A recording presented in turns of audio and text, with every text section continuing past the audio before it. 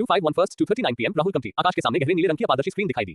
फिर उस पर सुनहरे अक्षर दिखने लगे। व्यक्तिगत स्थिति, नाम आकाश, दौड़, तारांकन तारांकन तारांकन तारांकन तारांकन तारांकन तारांकन, पेशा लॉक किया गया, स्तर लॉक किया गया, शारीरिक विशेषताएं, ताकत 1, चपलता 1, बुद्धि -0, सहनशक्ति -0, एज बाय पब फ्यूचर, पूर्ण किए गए अन्वेषणों की संख्या 1, कौशल लॉक। स्टेटस पर सबसे पहले उसका नाम दिखा। जब आकाश ने अगला शब्द रेस देखा तो वह उत्साहित हो गया।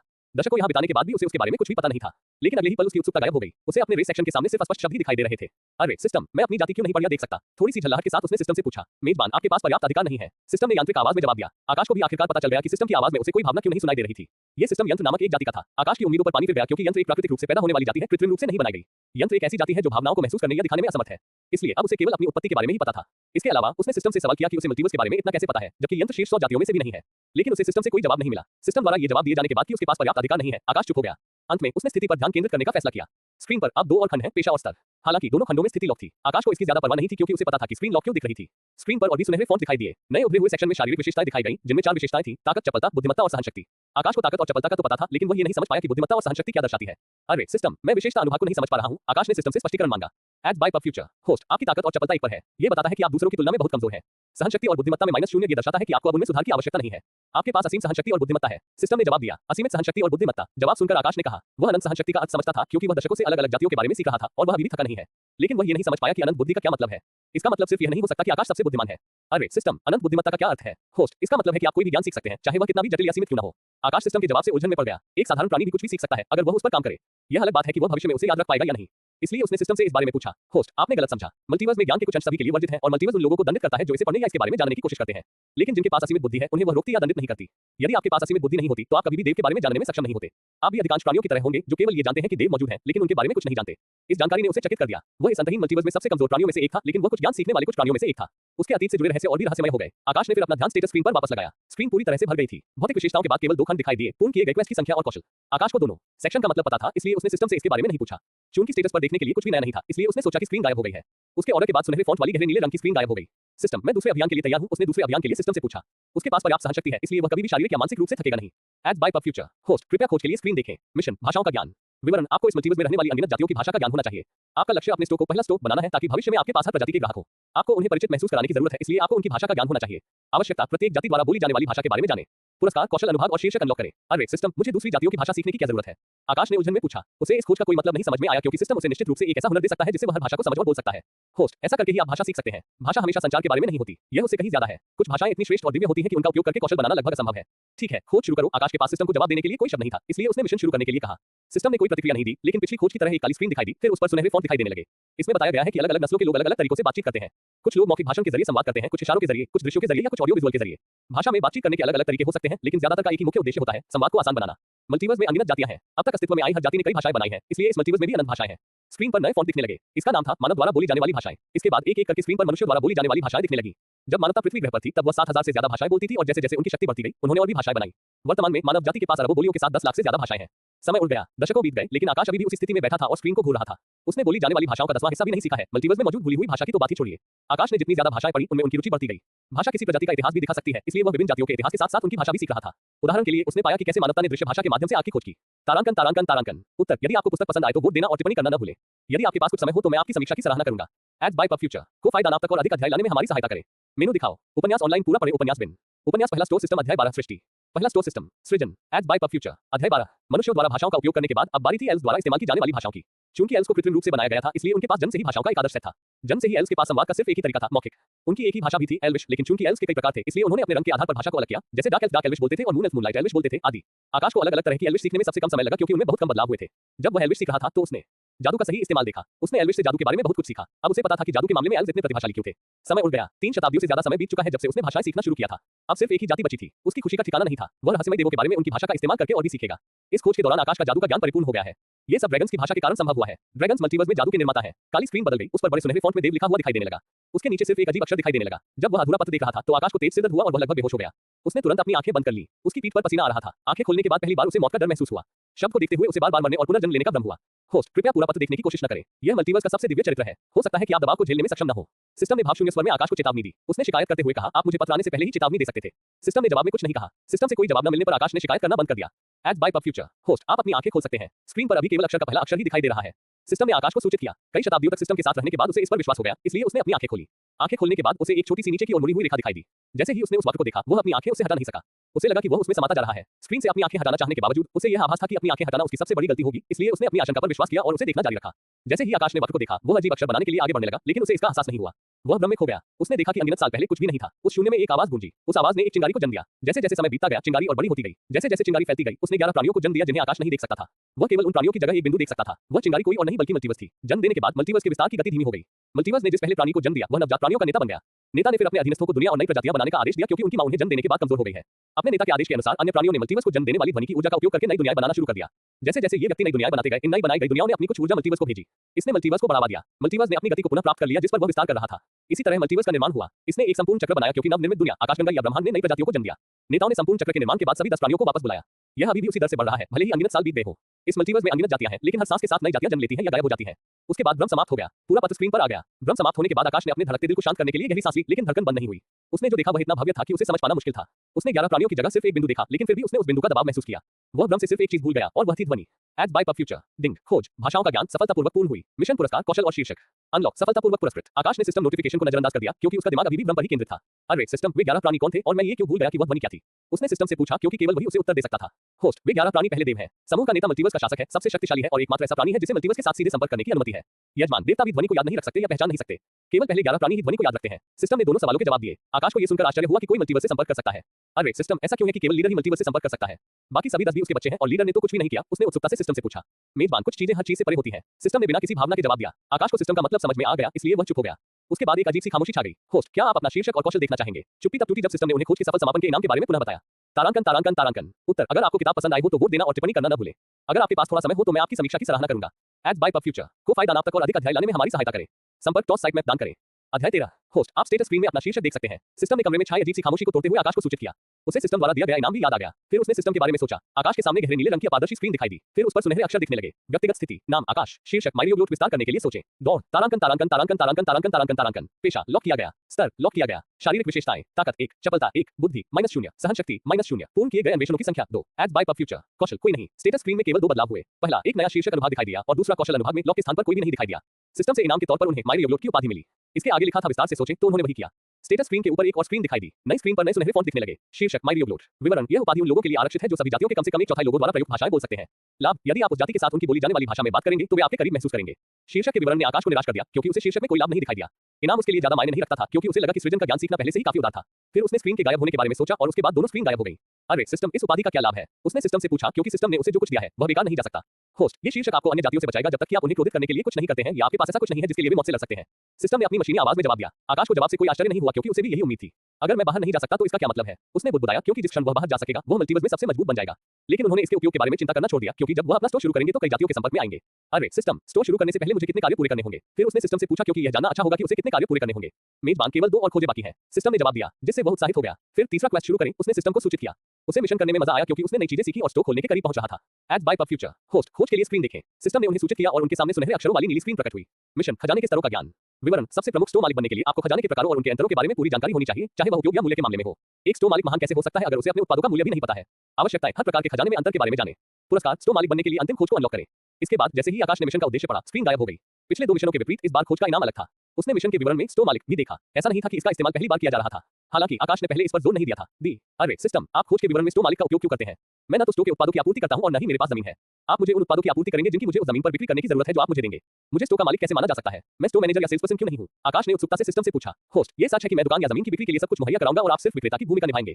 लेकिन एक और सच्चाई ये भी है कि जिस पल मैंने आपसे रिश्ता जोड़ा, आप मेरे मालिक बन गए। एक यांत्रिक भाव शून्य आवाज ने तुरंत उत्तर दिया। आकाश सिस्टम की प्रतिक्रिया से आश्चर्यचकित था। क्या आपको सब कुछ प्रदान करने के बावजूद किसी नौकर की तरह काम करना अपमानजनक नहीं लगता? उसने उत्सुकता से पूछा। यंत्र मल्टीवर्स में शीर्ष जातियों में से एक था, लेकिन फिर भी किसी कमजोर व्यक्ति को मालिक के रूप में चुनना और उनकी मर्जी के अनुसार काम करना अपमानजनक होना चाहिए। यजमान, हम यंत्र बिना किसी भावना के पैदा होते हैं। सिस्टम ने बिना किसी भावना के जवाब दिया। आकाश ने जवाब में केवल मुस्कुराया, क्योंकि उसके पास जवाब देने के लिए कोई शब्द नहीं थे। चूंकि आकाश ने सवाल पूछना बंद कर दिया था, इसलिए सिस्टम ने खोज शुरू करने का फैसला किया। उसके सामने एक काली स्क्रीन दिखाई दी और उस पर फॉन्ट दिखने लगे। एज बाय फ्यूचर, आकाश ने सब कुछ भूलकर नई चीजें सीखने के लिए स्क्रीन पर ध्यान केंद्रित किया। इसमें बताया गया था कि कई तरह के खजाने होते हैं, जैसे हथियार, गोलियां या औषधि आदि। हर तरह के खजाने को बनाने में इस्तेमाल की गई सामग्री या निर्माण के बाद उनके मूल्य के आधार पर कई स्तरों में विभाजित किया जा सकता है। इसके बाद ये शब्द गायब हो गए और उनके स्थान पर हथियार शब्द प्रकट हो गया। हथियार लोगों की किस्मत तय करते हैं, चाहे उनकी सभ्यता कोई भी हो। इसलिए यह मल्टीवर्स में सबसे आम खजाना है। मल्टीवर्स को 4 आयामों में विभाजित किया गया है। आई देवत्व रहित प्राणियों का आयाम, ई देवत्व प्राप्त प्राणियों देवताओं का आयाम, ई असुरों यक्षों और आदि प्राणियों का आयाम और इव देवों का आयाम। हथियारों को उनके आयाम के अनुसार स्तरों में विभाजित किया जाता है, चौथे को छोड़कर। चौथे आयाम के हथियारों के लिए कोई स्तर नहीं है, क्योंकि हर देवता एक हथियार के साथ पैदा होता है और उनके पास अपने मालिक की तरह असीमित विकास दर होती है। पहला आयाम जहां देवत्व रहित प्राणी रहते हैं उसे आदि आयाम कहा जाता है। इसका मतलब यह नहीं है कि ऐसे कोई प्राणी नहीं है जो हमेशा आदि आयाम में रह सके। इसे ऐसा इसलिए कहा जाता है क्योंकि सबसे कमजोर देवता भी इसे नष्ट करने की क्षमता रखते हैं। आदिम आयाम में हथियारों को 10 श्रेणियों में विभाजित किया गया है। आज सामान्य वो हथियार जिसे सबसे कमजोर व्यक्ति भी इस्तेमाल कर सकता है। ई दुर्लभ, ये हथियार किसी तारे में दुर्लभ होते हैं। ई महाकाव्य, दुनिया का सबसे शक्तिशाली हथियार। ई पौराणिक, 10 से अधिक दुनियाओं में प्रसिद्ध हथियार। वी पौराणिक, एक आकाशगंगा में प्रसिद्ध एक हथियार। वी राजा, राजाओं द्वारा इस्तेमाल किया जाने वाला हथियार, 10 से अधिक आकाशगंगाओं का शासक। वी सम्राट, सम्राटों द्वारा इस्तेमाल किया जाने वाला हथियार, एक या अधिक सुपरक्लिस्टिस का शासक। वी अधिपति, ब्रह्मांड के अधिपति द्वारा इस्तेमाल किया जाने वाला हथियार। एक्स अमर, अमरों द्वारा इस्तेमाल किया जाने वाला हथियार। एक्स विकास हथियार, ऐसे हथियार जो अधिक शक्तिशाली हो सकते हैं। तारांकन तारांकन तारांकन। उत्तर, अगर आपको किताब पसंद आई हो तो वोट देना और टिप्पणी करना न भूलें। अगर आपके पास थोड़ा समय हो तो मैं आपकी समीक्षा की सराहना करूंगा। यदि आप अधिक अध्याय चाहते हैं तो वोट करें। मैं हर 50 PS पर एक अतिरिक्त अध्याय अपलोड करूंगा। मैं अधिकतम 5 अतिरिक्त अध्याय ही प्रकाशित कर सकता हूं। यदि आपके पास हथियारों के स्तर के बारे में कोई सुझाव है तो आप भी टिप्पणी कर सकते हैं। एड्स बाय पब फ्यूचर को फायदा नाप तक और अधिक अध्याय लाने में हमारी सहायता करें। संपर्क टॉस साइट मैप दान अध्याय 14। इसमें 10 स्तर थे जिनमें हथियारों को आदिम आयामों में वर्गीकृत किया गया था। इस पर उनके बारे में ज्यादा जानकारी नहीं लिखी थी। अगले ही पल सारे फॉन्ट गायब हो गए और स्क्रीन पर नए सुनहरे फॉन्ट दिखने लगे। हथियारों के स्तर के बारे में विवरण एक एक करके स्क्रीन पर दिखाई देने लगे। आम हथियार, जैसा कि उनके नाम से पता चलता है, वे सबसे साधारण हथियार हैं। वे हमला करने या बचाव के लिए इस्तेमाल किए जाने वाले कुछ भी हो सकते हैं। इन हथियारों की सबसे खास बात यह है कि उन्हें ऊर्जा की आवश्यकता नहीं होती है और उनका कोई ऊर्जा स्रोत नहीं होता है। दुर्लभ हथियार सामान्य हथियारों की तुलना में अधिक टिकाऊ और शक्तिशाली होते हैं। चूंकि उनमें ऊर्जा का उपयोग करने की क्षमता होती है और वे दूसरों को नुकसान पहुंचाने में सक्षम होते हैं, इसलिए शुरुआती लोग उनका उपयोग करते हैं। महाकाव्य हथियार दुनिया में सबसे शक्तिशाली हथियार माने जाते हैं। महाकाव्य हथियारों में पहाड़ों और समुद्रों को नष्ट करने की क्षमता होती है। किसी भी दुनिया में जीवित रहने के लिए किसी भी बड़े गुट के पास महाकाव्य हथियार होना जरूरी है। पौराणिक हथियार वे हथियार हैं जिनमें ऐसी शक्ति होती है जो सिर्फ किंवदंतियों में ही सुनी जाती है। वे एक ही हमले में पूरी दुनिया को नष्ट करने की क्षमता रखते हैं। इन हथियारों का अपना ऊर्जा स्रोत होता है। पौराणिक हथियार एक ऐसा हथियार है जिसमें पौराणिक कथाओं को प्रेरित करने की क्षमता होती है। ये हथियार शायद सबसे शक्तिशाली न हो, लेकिन इन्हें कोई भी नहीं बना सकता। इन हथियारों को केवल आकाशगंगा द्वारा ही विकसित किया जा सकता है और केवल आकाशगंगा में ही उपयोग किया जा सकता है। यह अन्य ब्रह्मांडों में केवल एक अधिक शक्तिशाली साधारण हथियार बन जाता है। राजा का हथियार वह हथियार है जिसे 10 या उससे ज्यादा आकाशगंगाओं के शासक अपने खून का इस्तेमाल करके अपने लिए बनाते हैं। इन हथियारों में इस्तेमाल की जाने वाली सबसे आम सामग्री एक विश्वकोर है। समय उड़ गया। आकाश ने हर स्तर के हथियार के बारे में विस्तार से पढ़ा। पौराणिक हथियारों और विकास हथियारों के बारे में पढ़ने के बाद उनकी सबसे ज्यादा दिलचस्पी उनमें थी। विकास हथियार सूची में सबसे अलग था क्योंकि यह एकमात्र ऐसा हथियार है जो अमर के साथ तब पार कर सकता है जब वे दिव्यता प्राप्त करते हैं। इसके बाद स्क्रीन पर मौजूद फॉन्ट गायब हो गए। फिर इसने दूसरे आयाम की व्याख्या शुरू की। पवित्र आयाम दूसरा आयाम है जिसमें दिव्यता प्राप्त करने वाले या उसके साथ पैदा हुए प्राणी रहते हैं। चूंकि केवल अमर लोग ही दिव्यता प्राप्त कर सकते हैं, इसलिए यह उन प्राणियों का आयाम भी है जो हमेशा जीवित रहते हैं। पहले और दूसरे आयाम के बीच समय का अंतर 1001 है। जब पवित्र आयाम में केवल 1 सेकंड बीतता है तो पहले आयाम में 1000 सेकंड आगे बढ़ जाते हैं। Ads by pub future. फिर स्क्रीन पर हथियारों के स्तर और उनके विवरण के बारे में विवरण दिखाया गया। समय उड़ गया। पवित्र आयाम में हथियारों के बारे में विवरण बताने के बाद इसने तीसरे आयाम और फिर चौथे आयाम के बारे में विवरण दिखाना शुरू किया। चूंकि देवों के आयाम में कोई स्तर नहीं था, इसलिए इसने केवल उस हथियार और उसके विवरण को दिखाया। आकाश का मुंह तब से बंद नहीं हुआ जब से उसने तीसरे आयाम में हथियारों की शक्ति के बारे में पढ़ना शुरू किया। चारों आयामों में हथियारों के बारे में विस्तार से पढ़ने के बाद स्क्रीन गायब हो गई। हथियार के बारे में विवरण गायब होने के बाद गोलियों के बारे में विवरण सामने आने लगे। प्रारंभिक आयाम में गोलियों को 6 श्रेणियों में विभाजित किया गया था। आई घटिया गोली, चोट, ध्यान, रोग आदि के लिए सामान्य उपयोग वाली गोली। ई मध्यम गोली, गंभीर चोट, शुरुआती लोगों के लिए लेवल अप आदि के लिए इस्तेमाल की जाने वाली गोली। ई शीर्ष गोली, राजाओं द्वारा इस्तेमाल की जाने वाली गोली। ई श्रेष्ठ गोली, सम्राटों और अधिपतियों द्वारा इस्तेमाल की जाने वाली गोली। वी अमर गोली, वह गोली जिसमें पुनर्जीवित करने, किसी भी बीमारी या विष को ठीक करने और अमर स्तर तक पहुंचने की क्षमता होती है। वी आरोही गोली, अमर लोगों द्वारा इस्तेमाल की जाने वाली गोली। ये एकमात्र गोलियां हैं जो अमर लोगों के लिए काम करती हैं। फिर बताया गया कि इन 6 स्तरों को भी 3 ग्रेड में विभाजित किया गया है, पहला, दूसरा और तीसरा। तीसरा ग्रेड सबसे खराब है और पहला ग्रेड सबसे अच्छा है। समय उड़ गया। इसने हर आयाम में खजाने के हर स्तर का विवरण समझाया। आकाश को खजाने के विभिन्न प्रकारों और स्तरों के बारे में पूरी तरह से जानने में 6 सप्ताह लगे।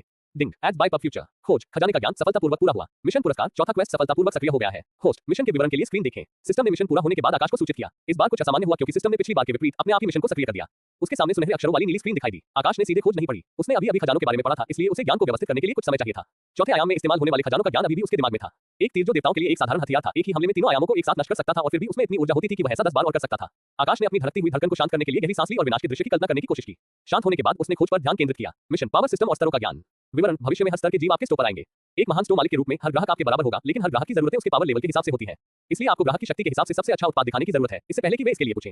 आवश्यकता, विभिन्न विद्युत प्रणालियों और उनके स्तरों के बारे में जानें। पुरस्कार, पेशे और कुछ कौशल अनलॉक करें। आकाश ने क्वेस्ट पढ़ा और उसके बाद क्वेस्ट विंडो गायब हो गई। यह अभी भी ज्ञान से जुड़ा मिशन था, इसलिए वह इसे पूरा करने के लिए उत्साहित था। तारांकन तारांकन तारांकन। उत्तर, अगर आपको किताब पसंद आई हो तो वोट देना और टिप्पणी करना न भूलें। अगर आपके पास थोड़ा समय हो तो मैं आपकी समीक्षा की सराहना करूंगा। यदि आप अधिक अध्याय चाहते हैं तो वोट करें। मैं हर 50 PS पर एक अतिरिक्त अध्याय अपलोड करूंगा। मैं अधिकतम 5 अतिरिक्त अध्याय ही प्रकाशित कर सकता हूं। यदि आपके पास खेती के स्तर के बारे में सुझाव है या एक नई बिजली प्रणाली देखना चाहते हैं तो आप भी टिप्पणी कर सकते हैं। मैं देखूंगा कि क्या ये कहानी में मेरे विचार से अलग है। मैं इसका उपयोग करूंगा। एड्स बाय पब फ्यूचर को फायदा नाप तक और अधिक अध्याय लाने में हमारी सहायता करें। अध्याय 15। खोज विंडो के गायब होने के बाद काली स्क्रीन दिखाई दी। इस पर सुनहरे फॉन्ट में पावर सिस्टम शीर्षक दिखाई दिया। इसमें बताया गया, मल्टीवर्स में अनगिनत जातियां हैं। कुछ देव की तरह अमर पैदा होते हैं, कुछ शारीरिक रूप से मजबूत लेकिन मानसिक रूप से कमजोर पैदा होते हैं, या कुछ शारीरिक और मानसिक रूप से कमजोर पैदा होते हैं आदि। इसलिए हर जाति एक ही शक्ति प्रणाली का उपयोग करके शक्तिशाली नहीं बन सकती। जातियों के कई अद्वितीय पात्रों ने आदिम प्राणियों या देवों की सहायता से अपनी जातियों के लिए उपयुक्त एक नई शक्ति प्रणाली बनाई, इसलिए आदिम आयाम में कई शक्ति प्रणालियां हैं। फिर भी केवल कुछ ही शक्ति प्रणालियां प्राणियों को अमर बनने और इस प्रकार देवता बनने में सहायता कर सकती हैं।